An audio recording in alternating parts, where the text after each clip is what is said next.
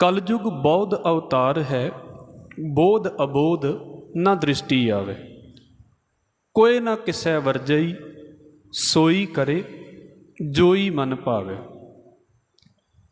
जिस वेले हिंदुस्तान दे विच वेदां दी गल कही जाती है, वेदां तो बाद शास्त्रां दी गल कीती जाती है, तो ये एकदम का समा नहीं है भी बहुत जल्दी जल्दी हो गया।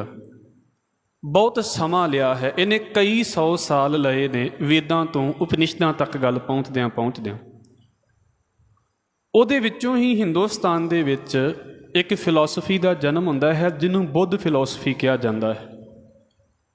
सिद्धार्थ गौतम जिहड़े ने वो इन्हां नूं शुरू करन वाले ने, जिन्हों बुद्ध धर्म कहा जाता है, बुद्ध मत कहा जाता है। बौद्ध इत्थे भाई गुरदास साहब ने नाम वरत्या है।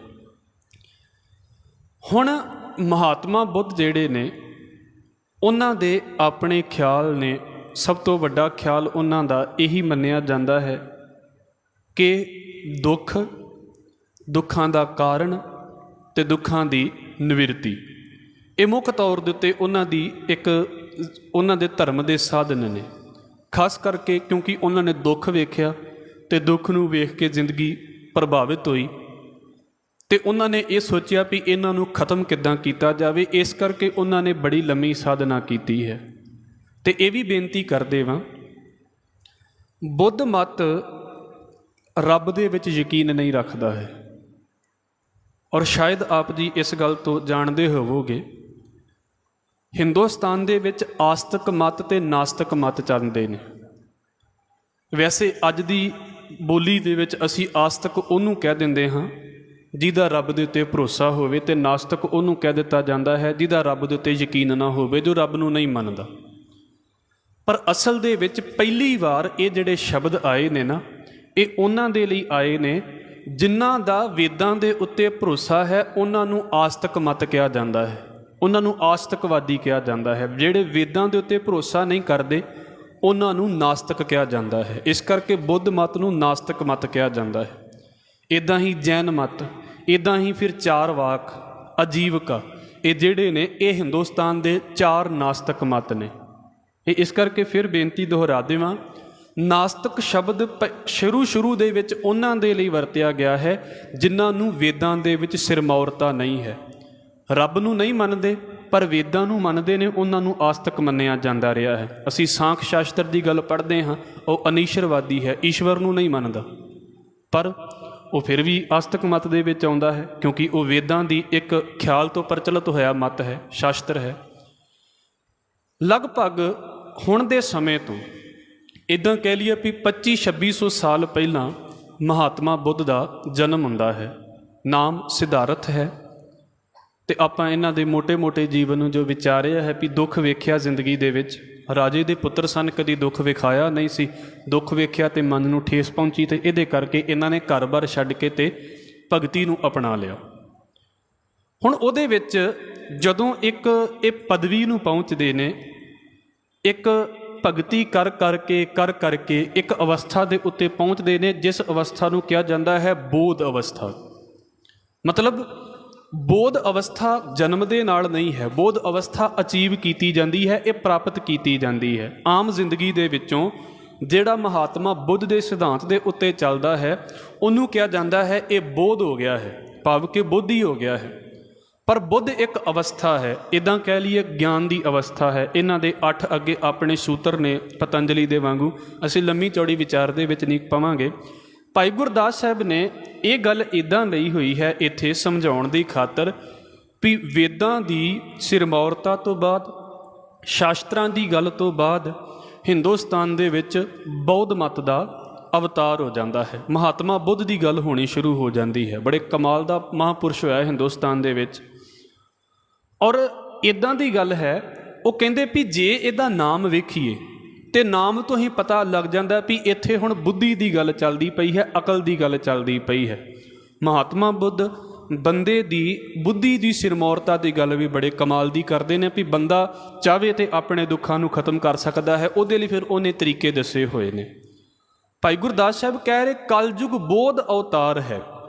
ਦੇ ਵੀ ਇਸ ਸਮੇਂ ਦੇ ਵਿੱਚ ਆਪਾਂ ਚਲਦੀ ਫਿਰਦੀ ਬੋਲੀ ਦੇ ਵਿੱਚ ਕਹਿ ਦਿੰਦੇ ਹਾਂ ਜੀ ਕਲਯੁਗ ਚੱਲਦਾ ਹੈ। ਇਸ ਕਰਕੇ ਇੱਥੇ ਲਫ਼ਜ਼ ਵਰਤ ਲਿਆ ਭਾਈ ਗੁਰਦਾਸ ਸਾਹਿਬ ਨੇ ਕਲਯੁਗ। ਇਸ ਸਮੇਂ ਦੇ ਵਿੱਚ ਅੱਜ ਤੋਂ ਲਗਭਗ ਇੱਦਾਂ ਕਹਿ ਲਈਏ ਕਿ 2500 ਸਾਲ ਪਹਿਲਾਂ ਦੀ ਗੱਲ ਹੈ, ਔਰ ਇਹ ਕ੍ਰਿਸਚੈਨਿਟੀ ਤੋਂ ਪਹਿਲਾਂ ਦੀਆਂ ਗੱਲਾਂ ਨੇ। ਅਜੇ ਜਿਹੜੇ ਈਸਾ ਨੇ ਉਹਨਾਂ ਦਾ ਜਨਮ ਨਹੀਂ ਹੋਇਆ, ਬੁੱਧ ਦਾ ਜਨਮ ਹਿੰਦੁਸਤਾਨ ਦੇ ਵਿੱਚ ਹੋ ਚੁੱਕਾ ਹੈ। ਔਰ ਇਹ ਵੀ ਖਿਆਲ ਹੈ ਕ੍ਰਿਸਚੈਨਿਟੀ ਦੇ ਉੱਤੇ ਕੁਝ ਨਾ ਕੁਝ ਪ੍ਰਭਾਵ ਬੁੱਧ ਮਤ ਦਾ ਹੈ। ਇਹ ਉਹਨਾਂ ਦੀਆਂ ਪੜ੍ਹਾਈਆਂ ਨੇ, ਸਿਰਫ ਆਪ ਜੀ ਦੇ ਖਾਤਰ ਥੋੜ੍ਹੀ ਜਿਹੀ ਜਾਣਕਾਰੀ ਦੱਸਦਾ ਪਿਆ ਹਾਂ ਆਪ ਜੀ ਦੇ ਅੱਗੇ। ਉਹ ਕਹਿੰਦੇ ਨੇ ਵੀ ਬੋਧ ਮਤ ਦਾ ਪ੍ਰਭਾਵ ਈਸਾਈ ਮਤ ਦੇ ਉੱਤੇ ਹੈ। ਇਹਦੇ ਬਾਰੇ ਦੋ ਵਿਚਾਰ ਚੱਲਦੇ ਨੇ, ਕਈ ਕਹਿੰਦੇ ਨਹੀਂ ਹੈ, ਕਈ ਕਹਿੰਦੇ ਹੈ ਨੇ, ਉਹ ਆਪਣੇ ਆਪਣੇ ਖਿਆਲ ਨੇ। ਪਰ ਇੱਦਾਂ ਕਹਿ ਲਈਏ ਵੀ ਈਸਵੀ ਸਦੀ ਤੋਂ ਆ ਜੋ 2000 ਚੱਲਦਾ ਪਿਆ ਹੈ, ਇਹਦੇ ਤੋਂ ਲਗਭਗ 500-600 ਸਾਲ ਪਹਿਲਾਂ ਜਿਹੜਾ ਹੈ ਉਹ ਬੋਧ ਦਾ ਅਵਤਾਰ ਹੋ ਗਿਆ ਹੈ। ਆਪਣੀ ਵਿਚਾਰ ਇਹਨੇ ਦਿੱਤੀ ਹੈ। ਭਾਈ ਗੁਰਦਾਸ ਸਾਹਿਬ ਕਹਿੰਦੇ ਨੇ ਕਲਯੁਗ ਬੋਧ ਅਵਤਾਰ ਹੈ। ਕਲਯੁਗ ਦੇ ਵਿੱਚ ਇਸ ਸਮੇਂ ਦੇ ਵਿੱਚ ਮੰਨਿਆ ਜਾਂਦਾ ਹੈ ਵੀ ਬੁੱਧ ਦਾ ਅਵਤਾਰ ਹੋ ਗਿਆ ਹੈ। ਭਾਵ ਕਿ ਲੋਕੀ ਬੁੱਧੀ ਨੂੰ ਪ੍ਰਾਪਤ ਕਰਨ ਦੇ ਲਈ ਆਪਣੀ ਅਕਲ ਨੂੰ ਅਚੀਵ ਕਰ ਸਕਦੇ ਨੇ, ਇੱਕ ਪਦਵੀ ਨੂੰ ਅਕਲ ਵਰਤ ਕੇ। ਪਰ ਕਹਿੰਦੇ ਹੋ ਕੀ ਰਿਹਾ ਹੈ, ਜਦੋਂ ਲੋਕਾਂ ਦੀ ਵਰਤਣ ਵਿਹਾਰ ਕਰ ਲਈਏ ਵੀ ਮਹਾਤਮਾ ਬੁੱਧ ਨੇ ਪੈਗਾਮ ਦਿੱਤਾ ਹੈ ਦੁਨੀਆ ਨੂੰ ਵੀ ਭਾਈ ਇੱਦਾਂ ਤੁਸੀਂ ਅਕਲ ਵਰਤੋ ਤੇ ਦੁੱਖ ਖਤਮ ਕਰ ਸਕਦੇ ਜੇ। ਪਰ ਭਾਈ ਗੁਰਦਾਸ ਸਾਹਿਬ ਕਹਿੰਦੇ ਲੋਕਾਂ ਵੱਲ ਵੇਖੀਏ ਬੋਧ ਅਬੋਧ ਨਾ ਦ੍ਰਿਸ਼ਟੀ ਆਵੇ। ਲੋਕਾਂ ਵੱਲ ਵੇਖੀਏ ਤਾਂ ਲੱਗਦਾ ਹੀ ਨਹੀਂ ਵੀ ਕੋਈ ਬੁੱਧੀ ਤੋਂ ਕੰਮ ਹੋ ਰਿਹਾ ਹੈ, ਜਾਂ ਕਿਤੇ ਬੁੱਧੀ ਤੋਂ ਇੱਦਾਂ ਲੱਗਦਾ ਹੀ ਨਹੀਂ ਵੀ ਬੁੱਧੀ ਵਰਤਦੇ ਪਏ ਨੇ ਲੋਕ, ਕਿਤੇ ਅਕਲ ਦੀ ਗੱਲ ਨਜ਼ਰ ਹੀ ਨਹੀਂ ਆਉਂਦੀ। ਬੋਧ ਅਬੋਧ ਨਾ ਦ੍ਰਿਸ਼ਟੀ ਆਵੇ। ਲੋਕਾਂ ਦੇ ਗਿਆਨ ਕਰਮ ਵੇਖ ਕੇ, ਲੋਕਾਂ ਦੇ ਅਗਿਆਨਤਾ ਵਾਲੇ ਕਰਮ ਵੇਖ ਕੇ ਲੱਗਦਾ ਹੀ ਨਹੀਂ ਵੀ ਬੁੱਧ ਦਾ ਜਿਹੜਾ ਹੈ ਉਹ ਪ੍ਰਕਾਸ਼ ਹੋਇਆ ਹੋਵੇ। ਇੱਥੇ ਇਹ ਨਹੀਂ ਕਹਿ ਰਹੇ ਵੀ ਬੁੱਧ ਦਾ ਪ੍ਰਕਾਸ਼ ਹੋਣਾ ਚੰਗਾ ਹੈ ਜਾਂ ਬੁਰਾ ਹੈ, ਉਹ ਨਹੀਂ ਹੈ। ਇੱਥੇ ਭਾਵ ਹੈ ਵੀ ਸਮੇਂ ਦੇ ਕੋਲੋਂ ਬੁੱਧ ਦੀ ਸਿੱਖਿਆ ਵੀ ਨਹੀਂ ਸਾਂਭੀ ਗਈ ਜੋ ਉਹਨੇ ਸਿੱਖਿਆ ਦਿੱਤੀ ਹੈ। ਸਾਡਾ ਉਹਦੇ ਨਾਲ ਸਾਂਝ ਹੈ ਜਾਂ ਨਹੀਂ ਹੈ, ਇੱਥੇ ਉਹ ਮਸਲਾ ਹੀ ਨਹੀਂ ਹੈ।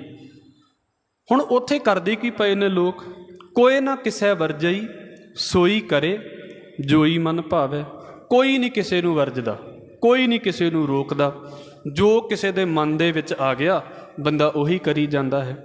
ਇਹ ਬੁੱਧੀ ਦੀ ਇੱਕ ਬੜੀ ਵੱਡੀ ਗੱਲ ਚੱਲਦੀ ਪਈ ਆ ਨਾ ਅੱਜ ਕੱਲ੍ਹ ਦੇ ਸਮੇਂ ਦੇ ਵਿੱਚ। ਆਪਾਂ ਵੇਖਦੇ ਹੁੰਦੇ ਹਾਂ ਕਿ ਇੱਕ ਤਾਂ ਉਹ ਹੈ ਕਿ ਸ਼ਸਤਰ ਜਿਹੜੇ ਬੰਦੇ ਨੂੰ ਰੋਕਦੇ ਨੇ ਵੀ ਤੁਸੀਂ ਆਹ ਕੰਮ ਕਰਨਾ ਤੇ ਤੁਸੀਂ ਆਹ ਕੰਮ ਨਹੀਂ ਕਰਨਾ, ਇੱਕ ਉਹ ਕੰਮ ਹੁੰਦੇ ਨੇ।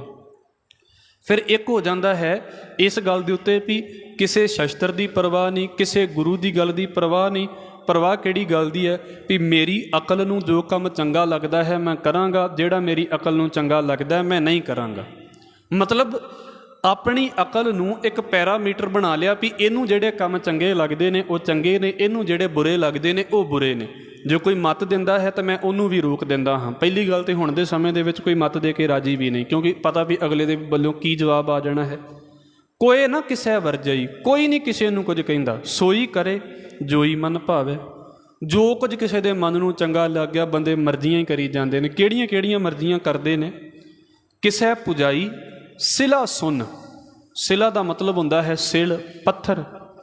ਕੋਈ ਸਿਲ ਦੀ ਪੂਜਾ ਕਰਦਾ ਪਿਆ ਹੈ, ਪੱਥਰ ਦੀ ਪੂਜਾ ਕਰਦਾ ਪਿਆ ਹੈ, ਕਿਸੇ ਵੀ ਰੂਪ ਦੇ ਵਿੱਚ ਹੋ ਸਕਦੀ ਹੈ। ਮੂਰਤੀ ਦੇ ਰੂਪ ਦੇ ਵਿੱਚ ਆਪ ਜੀ ਸ਼ਾਇਦ ਇਸ ਗੱਲ ਨੂੰ ਜਾਣਦੇ ਹੋਵੋਗੇ, ਬੁੱਧ ਮਤ ਮੂਰਤੀ ਪੂਜਾ ਦੇ ਵਿੱਚ ਵਿਸ਼ਵਾਸ ਨਹੀਂ ਰੱਖਦਾ। ਪਰ ਇਹ ਵੀ ਸਮਝ ਲਓ ਵੀ ਪਤਾ ਨਹੀਂ ਕੀ ਖੇਡ ਹੈ। ਜਿੰਨੀਆਂ ਮੂਰਤੀਆਂ ਬੁੱਧ ਦੀਆਂ ਨੇ ਉਨੀਆਂ ਸ਼ਾਇਦ ਕਿਸੇ ਹੋਰ ਦੇਵਤੇ ਦੀਆਂ ਹੋਣ ਕੀ। ਉਹਦੀਆਂ ਮੂਰਤਾਂ ਬਹੁਤ ਨੇ, ਲਗਭਗ ਹਿੰਦੁਸਤਾਨ ਤੋਂ ਬਾਹਰ ਵੀ ਇੱਦਾਂ ਹੀ ਚੱਲਦਾ ਪਿਆ ਹੈ।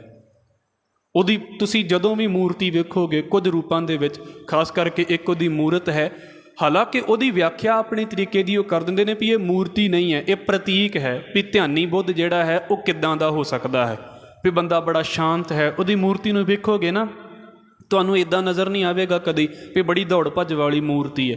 ਉਹ ਮੂਰਤੀ ਇੱਦਾਂ ਬਣਾਈ ਗਈ ਹੈ ਚਿੱਤਰਕਾਰਾਂ ਦੇ ਵੱਲੋਂ ਵੀ ਬੜਾ ਸ਼ਾਂਤ ਬੁੱਧ ਨਜ਼ਰ ਆਉਂਦਾ ਹੈ। ਇਸ ਕਰਕੇ ਕਹਿੰਦੇ ਵੀ ਇਹ ਸਿੰਬਲ ਹੈ। ਪਰ ਜੇ ਮੂਰਤੀ ਦੀ ਪੂਜਾ ਹੈ ਹੀ ਨਹੀਂ ਫਿਰ ਬੁੱਧ ਦੀ ਮੂਰਤੀ ਕਿੱਦਾਂ ਬਣ ਸਕਦੀ ਹੈ। ਇਹਦੇ ਪਿੱਛੇ ਵੀ ਬੜੇ ਬੜੇ ਕਾਰਨ ਨੇ। ਇਸ ਕਰਕੇ ਉਹਨਾਂ ਦੇ ਵਿੱਚ ਵੀ ਕੁਝ ਇੱਦਾਂ ਦੇ ਖਿਆਲ ਆ ਗਏ। ਕਿਸੇ ਪੁਜਾਈ ਸਿਲਾ ਸੁਨ। ਸੁਨ ਮਤਲਬ ਜਿਹੜੀ ਬਿਲਕੁਲ ਹੀ ਜ਼ਿਆਦਾ ਹਾਵ ਭਾਵ ਨਹੀਂ ਵਿਖਾਉਂਦੀ, ਬਿਲਕੁਲ ਸੁੱਤੀ ਹੋਈ ਮੂਰਤੀ, ਕੋਈ ਇਹਨੂੰ ਪੂਜਦਾ ਪਿਆ ਹੈ। ਇਹਨੂੰ ਬੁੱਧ ਦੇ ਵਿੱਚ ਕਹਿ ਲਓ, ਪਰ ਉਹਨਾਂ ਦਾ ਸਿਧਾਂਤ ਨਹੀਂ ਮੰਨਦਾ। ਦੂਸਰੇ ਪਾਸੇ ਕਈਆਂ ਦੇ ਸਿਧਾਂਤ ਮੰਨਦੇ ਨੇ। ਇਹ ਆ ਵੀ ਆਪਣੀ ਮਰਜ਼ੀ ਦੇ ਵਿੱਚ ਕੋਈ ਪੱਥਰ ਦੀ ਪੂਜਾ ਕਰੀ ਜਾਂਦਾ ਹੈ। ਕੋਈ ਗੋਰੀ ਮੜੀ ਪੁਜਾਵੇ। ਗੋਰ ਦਾ ਮਤਲਬ ਹੋ ਗਿਆ ਕਬਰ। ਮੜੀ ਮੜੀ ਵੀ ਉਹੀ ਕਬਰ ਹੋ ਜਾਂਦੀ ਹੈ। ਮਤਲਬ ਕੋਈ ਜਿਹੜਾ ਹੈ ਉਹ ਮੂਰਤੀਆਂ ਦੀ ਪੂਜਾ ਕਰੀ ਜਾਂਦਾ ਹੈ, ਕੋਈ ਜਿਹੜੇ ਨੇ ਉਹ ਪ੍ਰਾਣੀ ਚਲੇ ਗਏ ਚੜ੍ਹਾਈ ਕਰ ਗਏ, ਕੋਈ ਉਹਨਾਂ ਦੀ ਪੂਜਾ ਕਰੀ ਜਾਂਦਾ ਹੈ। ਗੁਰਮਤਿ ਦੇ ਵਿੱਚ ਇਹ ਸਾਰੇ ਨਿੰਦਿਤ ਕਰਮ ਨੇ, ਨਹੀਂ ਮੰਨੇ ਜਾਂਦੇ। ਆਪਾਂ ਇੱਕ ਬਚਨ ਪੜ੍ਹਦੇ ਹੁੰਦੇ ਹਾਂ ਸਵਈਆਂ ਦੇ ਵਿੱਚ, ਉਹ ਉੱਥੇ ਇਸ ਪੰਕਤੀ ਨੂੰ ਵੀ ਕੋਡ ਕਰ ਦਿੱਤਾ ਜਾਂਦਾ ਹੈ ਨਾਲ, ਕਉ ਬੁਤਾਨ ਕੋ ਪੂਜਿਤ ਹੈ ਪਸ਼, ਕਉ ਮ੍ਰਿਤਾਨ ਕੋ ਪੂਜਨ ਤਾਇਓ। ਮਰਦ ਕਹਿੰਦੇ ਕਈਆਂ ਦੀ ਬਿਰਤੀ ਏਡੀ ਪਸ਼ੂ ਵਾਲੀ ਹੈ ਵੀ ਉਹ ਬੁੱਤਾਂ ਦੀ ਪੂਜਾ ਕਰੀ ਜਾਂਦਾ ਹੈ, ਅਤੇ ਕਈ ਏਡੇ ਪਸ਼ੂ ਬਿਰਤੀ ਵਾਲੇ ਨੇ ਮਰਿਆਂ ਦੀ ਹੀ ਪੂਜਾ ਕਰੀ ਜਾਂਦੇ ਨੇ। ਹਾਲਾਂਕਿ ਪੂਜਾ ਜਿਹੜੀ ਹੈ ਉਹ ਚੇਤਨ ਦੀ ਹੈ, ਜੀਵ ਦੀ ਹੈ। ਕਿਸੈ ਪੁਜਾਈ ਸਿਲਾ ਸੁਨ ਕੋਈ ਗੋਰੀ ਮੜੀ ਪੁਜਾਵੈ। ਆਪਣੀਆਂ ਆਪਣੀਆਂ ਮਰਜ਼ੀਆਂ ਦੇ ਵਿੱਚ ਕੋਈ ਕਬਰਾਂ ਦੀ ਪੂਜਾ ਕਰੀ ਜਾਂਦਾ, ਕੋਈ ਪੱਥਰਾਂ ਦੀ ਪੂਜਾ ਕਰੀ ਜਾਂਦਾ, ਅਤੇ ਫਿਰ ਕੀ ਹੋ ਗਿਆ? ਤੰਤਰ ਮੰਤਰ ਪਾਖੰਡ ਕਰ ਕਲਹਿ ਕ੍ਰੋਧ ਬਹੁਵਾਦ ਵਧਾਵੇ। ਤੰਤਰ ਸ਼ਾਸਤਰ, ਜਾਦੂ ਟੂਣਿਆਂ ਦੇ ਨਾਲ ਕਿਸੇ ਦੂਸਰੇ ਨੂੰ ਵੱਸ ਦੇ ਵਿੱਚ ਰੱਖਣ ਦੀ ਇੱਕ ਬਿਰਤੀ, ਇੱਕ ਪੜ੍ਹਾਈ ਹੈ। ਇਹ ਮੰਨ ਲਿਆ ਜਾਂਦਾ ਹੈ ਵੀ ਇਸ ਤਰੀਕੇ ਦੇ ਨਾਲ ਆਪਾਂ ਕਿਸੇ ਦੂਸਰੇ ਨੂੰ ਵੱਸ ਦੇ ਵਿੱਚ ਕਰ ਲੈਂਦੇ ਹਾਂ। ਤੁਸੀਂ ਹੁਣ ਵੀ ਵੇਖੋ ਲੋਕਾਂ ਦੇ ਉੱਤੇ ਇਸ ਪੜ੍ਹਾਈ ਦਾ ਕਿੰਨਾ ਜ਼ਿਆਦਾ ਪ੍ਰਭਾਵ ਹੈ। ਜਿਹੜੇ ਤਾਂਤਰਿਕ ਮਤ ਵਾਲੇ ਲੋਕ ਹੁੰਦੇ ਨੇ, ਉਹ ਸੋਚਦੇ ਨੇ ਵੀ ਕੋਈ ਖਾਸ ਵਿਧੀ ਅਪਣਾ ਲਈ ਜਾਵੇ, ਜਾਂ ਖਾਸ ਮੰਤਰ, ਤੰਤਰ ਮੰਤਰ ਜਿੱਥੇ ਇਕੱਠਾ ਹੁੰਦਾ ਹੈ ਉੱਥੇ ਮਤਲਬ ਇਹਦਾ ਹੁੰਦਾ ਵੀ ਇੱਕ ਮੰਤਰ ਨੂੰ, ਖਾਸ ਮੰਤਰ ਨੂੰ ਵਾਰ-ਵਾਰ ਜਪਣਾ, ਅਤੇ ਇਹ ਸੋਚਣਾ ਵੀ ਇਸ ਮੰਤਰ ਦੇ ਨਾਲ ਜੋ ਅਸੀਂ ਜਪਾਂਗੇ ਅਤੇ ਜੋ ਮੰਤਰ ਸਿੱਧੀ ਹੈ ਉਹ ਸਾਨੂੰ ਹਾਸਲ ਹੋ ਜਾਂਦੀ ਹੈ। ਵੈਸੇ ਅਸੀਂ ਵੀ ਤਾਂ ਵਾਹਿਗੁਰੂ ਵਾਰ-ਵਾਰ ਕਹਿੰਦੇ ਹਾਂ, ਨਿਤਨੇਮ ਵਾਰ-ਵਾਰ ਕਰਦੇ ਹਾਂ, ਪਰ ਤੰਤਰ ਸ਼ਾਸਤਰ ਦੇ ਵਿੱਚ ਤੰਤਰ ਮੰਤਰ ਜਦੋਂ ਸ਼ਬਦ ਇੱਥੇ ਇਕੱਠਾ ਆਵੇਗਾ, ਉਹਦਾ ਮਤਲਬ ਇਹ ਆ ਜਾਂਦਾ ਹੈ ਵੀ ਜਾਦੂ ਟੂਣਿਆਂ ਦੇ ਨਾਲ ਜਾਂ ਖਾਸ ਮੰਤਰਾਂ ਦੇ ਉਚਾਰਨ ਦੇ ਨਾਲ ਇਹ ਸੋਚਣਾ ਵੀ ਅਸੀਂ ਦੂਸਰੇ ਨੂੰ ਗ੍ਰੈਬ ਕਰ ਸਕਦੇ ਹਾਂ, ਦੂਸਰੇ ਨੂੰ ਆਪਣੇ ਅਧੀਨ ਲਿਆ ਸਕਦੇ ਹਾਂ। ਭਾਈ ਗੁਰਦਾਸ ਸਾਹਿਬ ਨੇ ਇਹਨੂੰ ਕੀ ਰੱਖਿਆ ਹੈ? ਫੋਕਟ ਕਰਮ ਦੇ ਵਿੱਚ, ਬੇਕਾਰ ਦੇ ਕਰਮ ਦੇ ਵਿੱਚ, ਕਿਉਂਕਿ ਲੋਕਾਂ ਨੂੰ ਬੁੱਧੀ ਨਹੀਂ, ਇਸ ਕਰਕੇ ਲੋਕ ਇਹਨਾਂ ਦੇ ਪਾਸੇ ਦੌੜਦੇ ਨੇ। ਤੰਤਰ ਮੰਤਰ ਪਾਖੰਡ ਕਰ, ਜਾਦੂ ਟੂਣਿਆਂ ਵਾਲੇ ਕਈ ਪਖੰਡ ਕਰਦੇ ਨੇ। ਕਲਹਿ ਕ੍ਰੋਧ ਬਹੁਵਾਦ ਵਧਾਵੇ, ਅਤੇ ਇਸ ਵੇਲੇ ਵਿੱਚ ਕੀ ਚੱਲਣ ਲੱਗ ਪਿਆ? ਕਲਾ ਹੋਣ ਲੱਗ ਪਈ। ਇਹ ਲਫ਼ਜ਼ ਥੋੜ੍ਹਾ ਜਿਹਾ ਧਿਆਨ ਦੇ ਨਾਲ ਸਮਝਣ ਵਾਲਾ ਹੈ। ਕਲਾ ਦਾ ਮਤਲਬ ਹੁੰਦਾ ਹੈ ਸ਼ਕਤੀ। ਡੰਡੌਤ ਬੰਧਨ ਅਨਿਕ ਬਾਰ ਸਰਬ ਕਲਾ ਸਮਰੱਥ। ਕਲਾ ਦਾ ਮਤਲਬ ਹੁੰਦਾ ਹੈ ਸ਼ਕਤੀ, ਪਰ ਇਸੇ ਕਲਾ ਦਾ ਮਤਲਬ ਲੜਾਈ ਵੀ ਹੁੰਦਾ ਹੈ। ਕਲਾ ਜਿਹਨੂੰ ਕਿਹਾ ਜਾਂਦਾ ਹੈ, ਕਲੇਸ਼ ਜਿਹਨੂੰ ਕਿਹਾ ਜਾਂਦਾ ਹੈ। ਭਾਈ ਗੁਰਦਾਸ ਸਾਹਿਬ ਕਹਿੰਦੇ ਨੇ ਕਈ ਤਰੀਕਿਆਂ ਦੇ ਪਖੰਡ ਕਰਕੇ ਜਾਦੂ ਟੂਣਿਆਂ ਦੇ ਵਿੱਚ ਵਿਸ਼ਵਾਸ ਲੋਕ ਰੱਖਦੇ ਨੇ। ਕਲਹ ਕ੍ਰੋਧ ਬਹੁਵਾਦ ਵਧਾਵੇ, ਇੱਕ ਦੂਸਰੇ ਦੇ ਨਾਲ ਲੜਾਈਆਂ, ਝਗੜੇ, ਗੁੱਸਾ ਇਹ ਲੋਕਾਂ ਦਾ ਵੱਧ ਗਿਆ। ਹਾਲਾਂਕਿ ਜੇ ਬੁੱਧੀ ਹੋਵੇ ਤਾਂ ਬੰਦਾ ਇਹਨਾਂ ਚੀਜ਼ਾਂ ਨੂੰ ਸਮਝ ਲਵੇ ਵੀ ਮੈਂ ਇਹ ਕੁਝ ਨਹੀਂ ਕਰਨਾ, ਪਰ ਬੁੱਧੀ ਹੋਣ ਦੇ ਬਾਵਜੂਦ ਵੀ, ਬੋਧ ਦੀ ਸਿੱਖਿਆ ਤੋਂ ਬਾਅਦ ਵੀ ਬੰਦੇ ਇਹਨਾਂ ਚੀਜ਼ਾਂ ਦੇ ਵਿੱਚ ਪੈ ਗਏ। ਕਲਹ ਕ੍ਰੋਧ ਬਹੁਵਾਦ ਵਧਾਵੇ, ਆਪੋ ਧਾਪੀ ਹੋਏ ਕਿ ਨਿਆਰੇ ਨਿਆਰੇ ਧਰਮ ਚਲਾਵੇ। ਆਪੋ ਧਾਪ ਦਾ ਮਤਲਬ ਬਸ ਆਪਣੀਆਂ ਮਰਜ਼ੀਆਂ ਕਰਨ ਦੇ ਲਈ ਤੁਰ ਪਏ। ਤੁਸੀਂ ਵੇਖ ਲਓ, ਵਾਹਿਗੁਰੂ ਬਖਸ਼ ਲਵੇ, ਹਿੰਦੁਸਤਾਨ ਦੇ ਜਿੰਨੇ ਲੋਕ ਨੇ ਨਾ, ਸਾਰਿਆਂ ਦਾ ਆਪੋ ਆਪਣਾ ਹੀ ਧਰਮ ਹੈ। ਹਾਂ, ਬੇਸਿਕ ਇੱਕ ਧਰਮ ਹੋ ਗਿਆ। ਤੁਸੀਂ ਇਸ ਨੂੰ ਸੋਚ ਕੇ ਵੇਖੋ ਵੀ ਕਹਿੰਦੇ ਸਾਰੇ ਨੇ ਅਸੀਂ ਰੱਬ ਨੂੰ ਮੰਨਦੇ ਹਾਂ, ਪਰ ਮਤ ਸਾਰਿਆਂ ਦੀ ਆਪਣੀ ਆਪਣੀ, ਵੀ ਮੈਂ ਇੱਦਾਂ ਸੋਚਦਾ ਹਾਂ, ਮੈਂ ਇੱਦਾਂ ਸੋਚਦਾ ਹਾਂ। ਹਰ ਇੱਕ ਜਾਣਾ ਆਪਣੀ ਆਪਣੀ ਖਿਆਲ ਨੂੰ, ਆਪੋ ਆਪਣੇ ਗੁਣਾਂ ਨੂੰ ਗਾਈ ਜਾਂਦਾ ਵੀ ਮੈਨੂੰ ਆਹ ਠੀਕ ਲੱਗਦਾ ਹੈ, ਇਸ ਕਰਕੇ ਇਹ ਹੀ ਠੀਕ ਹੈ। ਉਹਨੂੰ ਕੀ ਕਿਹਾ ਜਾਂਦਾ ਹੈ? ਆਪੋ ਧਾਪੀ ਹੋਏ ਕਿ ਆਪਣੀ ਮਰਜ਼ੀ ਦਾ ਧਰਮ ਬਣਾ ਲਿਆ ਵੀ ਮੈਨੂੰ ਤਾਂ ਇਹੋ ਹੀ ਠੀਕ ਲੱਗਦਾ ਹੈ। ਨਿਆਰੇ ਨਿਆਰੇ ਧਰਮ ਚਲਾਵੇ, ਆਪਣੇ ਆਪਣੇ ਮਤ ਚਲਾਈ ਜਾਤੇ ਲੋਕ। ਕਿੰਨੇ ਮਤ, ਉਹਨਾਂ ਦੇ ਅੱਗੇ ਮਤ, ਫਿਰ ਉਹਨਾਂ ਤੋਂ ਅੱਗੇ ਮਤ ਸ਼ੁਰੂ ਹੋ ਗਏ। ਕੋਈ ਪੂਜੈ ਚੰਦ ਸੂਰ, ਹੁਣ ਆਹ ਗੱਲ ਫੇਰ ਆ ਗਈ। ਮੈਂ ਫੇਰ ਕਹਿ ਦੇਵਾਂ, ਇਹਨਾਂ ਦੇ ਵਿੱਚੋਂ ਇੱਕ ਵੀ ਗੁਰਮਤਿ ਦੇ ਵਿੱਚ ਨਹੀਂ ਮੰਨਿਆ ਜਾਂਦਾ। ਕੋਈ ਪੂਜੈ ਚੰਦ ਸੂਰ, ਕੋਈ ਚੰਦਰਮਾ ਦੀ ਪੂਜਾ ਕਰੀ ਜਾਂਦਾ। ਚੰਦਰਮਾ ਦੇ ਨਾਮ ਦੇ ਉੱਤੇ ਵਰਤ ਰੱਖ ਲੈਣੇ। ਵਰਤ ਕਰਹਿ ਚੰਦਰਾਇਣਾ ਸੇ ਕਿਤੇ ਨਾ ਲੇਖਣ। ਚੰਦਰਮਾ ਦੇ ਨਾਮ ਦੇ ਉੱਤੇ ਵੱਖ ਵੱਖ ਵਰਤ ਰੱਖ ਲੈਣੇ, ਜਾਂ ਚੰਦਰਮਾ ਨੂੰ ਮੱਥਾ ਟੇਕਣਾ। ਸ਼ਾਇਦ ਆਪ ਜੀ ਜਾਣਦੇ ਹੋਵੋਗੇ, ਮੱਸਿਆ ਤੋਂ ਬਾਅਦ ਦੂਜੇ ਦਿਨ ਜਾਂ ਤੀਜੇ ਦਿਨ ਜਿਹੜਾ ਚੰਦਰਮਾ ਚੜ੍ਹਦਾ, ਉਹਨੂੰ ਬੜਾ ਲੋਕ ਮੱਥਾ ਟੇਕਦੇ ਨੇ ਵੀ ਇਹ ਬੜਾ ਪਵਿੱਤਰ ਹੋ ਜਾਂਦਾ ਹੈ।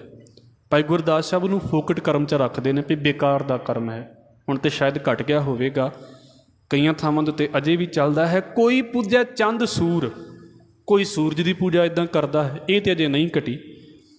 ਕੋਈ ਪੂਜੈ ਚੰਦ ਸੂਰ, ਕੋਈ ਧਰਤ ਆਕਾਸ਼ ਮਨਾਵੇ, ਅਤੇ ਕੋਈ ਇੱਦਾਂ ਦਾ ਹੈ ਜਿਹੜਾ ਧਰਤੀ ਅਤੇ ਆਕਾਸ਼ ਦੇ ਵਿੱਚ ਰਹਿਣ ਵਾਲੇ ਦੇਵਤੇ ਨੇ। ਪਹਿਲਾਂ ਇਹ ਮਿਥ ਲਿਆ ਵੀ ਭਾਈ ਆਹ ਧਰਤੀ ਦੇ ਦੇਵਤੇ ਨੇ, ਆਹ ਆਕਾਸ਼ ਦੇ ਦੇਵਤੇ ਨੇ। ਉਹਨਾਂ ਨੂੰ ਮਨਾਉਣ ਲੱਗ ਪਏ, ਭਾਵ ਕਿ ਉਹਨਾਂ ਦੀ ਪੂਜਾ ਕਰਨ ਲੱਗ ਪਏ। ਜਿੱਦਾਂ ਇੰਦਰ ਵਰਖਾ ਦਾ ਦੇਵਤਾ ਮੰਨ ਲਿਆ ਗਿਆ, ਦੂਜੇ ਹੋਰ ਚੀਜ਼ਾਂ ਦੇ ਦੇਵਤੇ ਮੰਨ ਲਏ ਗਏ। ਇਹ ਪਹਿਲਾਂ ਵੀ ਵਿਚਾਰ ਚੱਲਦੀ ਆਉਂਦੀ ਹੈ, ਹਾਲ ਬੁੱਧ ਦੀ ਸਿੱਖਿਆ ਤੋਂ ਬਾਅਦ ਵੀ ਇਹੋ ਹੀ ਰਹਿ ਗਿਆ। ਕੋਈ ਪੂਜਾ ਚੰਦ ਸੂਰ, ਕੋਈ ਧਰਤ ਆਕਾਸ਼ ਮਨਾਵੈ, ਪੌਣ ਪਾਣੀ ਬੈ ਸੰਤਰੋ। ਕੋਈ ਹਵਾ ਦੀ ਦੇਵਤਾ, ਹਵਾ ਦੀ ਪੂਜਾ, ਪਵਨ ਦੇਵਤਾ ਜਿਹਨੂੰ ਹਵਾ ਦੇਵਤਾ ਕਿਹਾ ਜਾਂਦਾ ਹੈ, ਪਾਣੀ ਦੀ ਪੂਜਾ, ਪਾਣੀ ਦੀ ਕਈ ਤਰੀਕਿਆਂ ਦੀ ਪੂਜਾ। ਬੇਨਤੀ ਕਰ ਦੇਵਾਂ, ਠੀਕ ਹੈ, ਕਿਉਂਕਿ ਜਿਹੜੀਆਂ ਪੁਰਾਣੀਆਂ ਸੱਭਿਅਤਾਵਾਂ ਜਿੰਨੀਆਂ ਵੀ ਵੱਸਦੀਆਂ ਨੇ ਨਾ, ਜਿਹੜੀ ਸਿਵਲਾਈਜੇਸ਼ਨ ਪਹਿਲਾਂ ਵੱਸਦੀ ਹੁੰਦੀ ਹੈ, ਉਹ ਪਾਣੀਆਂ ਦੇ ਕੰਢੇ ਦੇ ਉੱਤੇ ਹੀ ਵੱਸਦੀ ਹੈ, ਉਹ ਨਦੀਆਂ ਦੇ ਕੰਢੇ ਉੱਤੇ ਹੀ ਵੱਸਦੀ ਹੈ, ਕਿਉਂਕਿ ਪਾਣੀ ਸਭ ਤੋਂ ਪਹਿਲਾਂ ਜਿਹੜਾ ਬੇਸਿਕ ਨੀਡ ਹੈ। ਪਰ ਹਿੰਦੁਸਤਾਨ ਦੇ ਵਿੱਚ ਇੱਦਾਂ ਹੋ ਗਿਆ ਵੀ ਖਾਸ ਨਦੀਆਂ ਦਾ ਪਾਣੀ ਵੀ ਪਵਿੱਤਰ ਮੰਨਿਆ ਜਾਣ ਲੱਗ ਪਿਆ, ਵੀ ਆਹ ਨਦੀਆਂ ਪਵਿੱਤਰ ਨਹੀਂ ਪਰ ਦੂਜੀਆਂ ਨਦੀਆਂ ਬਹੁਤ ਪਵਿੱਤਰ ਨੇ। ਉਹਦੀ ਸਫਾਈ ਦਾ ਭਾਵੇਂ ਖਿਆਲ ਨਹੀਂ ਰੱਖਿਆ ਗਿਆ, ਪਰ ਪਵਿੱਤਰਤਾ ਬੜੀ ਮੰਨੀ ਗਈ। ਹੁਣ ਦੇ ਸਮੇਂ ਦੇ ਵਿੱਚ ਤਾਂ ਲੋਕਾਂ ਨੇ ਜ਼ਿਆਦਾ ਕੰਮ ਖਰਾਬ ਕਰ ਦਿੱਤਾ। ਉਹਨੂੰ ਭਾਈ ਗੁਰਦਾਸ ਸਾਹਿਬ ਕਹਿੰਦੇ ਕੋਈ ਪਾਣੀ ਦੀ ਪੂਜਾ ਕਰੀ ਜਾਂਦਾ ਹੈ। ਤੁਸੀਂ ਲੋਕਾਂ ਦੇ ਹਾਲ ਵੇਖ ਲਓ, ਲੋਕੀ ਕਿੱਦਾਂ ਦੀ ਪਾਣੀ ਦੀ ਪੂਜਾ ਕਰੀ ਜਾਂਦੇ ਨੇ। ਬੈਸੰਤਰੋ, ਕੋਈ ਅੱਗ ਦੀ ਪੂਜਾ ਕਰੀ ਜਾਂਦਾ ਹੈ। ਅੱਗ ਦੀ ਪੂਜਾ ਹੀ ਤੇ ਹੈ ਸਾਰੀ, ਉਹ ਜਿਹੜੇ ਜੱਗ ਦੇ ਰੂਪ ਦੇ ਵਿੱਚ ਕੀਤੀ ਜਾਂਦੀ ਹੈ। ਖਾਸ ਕਰਕੇ ਜਿਹੜੇ ਪਾਰਸੀ ਮਤ ਵਾਲੇ ਹੁੰਦੇ ਨੇ, ਉਹਨਾਂ ਦੇ ਵਿੱਚ ਵੇਖੋ ਅੱਗ ਦੀ ਪੂਜਾ ਦਾ ਬੜਾ ਵਿਧਾਨ ਹੈ। ਹਿੰਦੂ ਮਤ ਦੇ ਵਿੱਚ ਤੇ ਅੱਗ ਨੂੰ ਦੇਵਤਿਆਂ ਦੀ ਜ਼ੁਬਾਨ ਮੰਨਿਆ ਜਾਂਦਾ, ਵੀ ਜੋ ਇਹਦੇ ਵਿੱਚ ਸੁੱਟੋਗੇ ਹਵਨ ਕਰਦਿਆਂ ਉਹ ਦੇਵਤਿਆਂ ਤੱਕ ਰਸਾਈ ਹੋ ਜਾਂਦੀ ਹੈ। ਅੱਗ ਦੀ ਪੂਜਾ।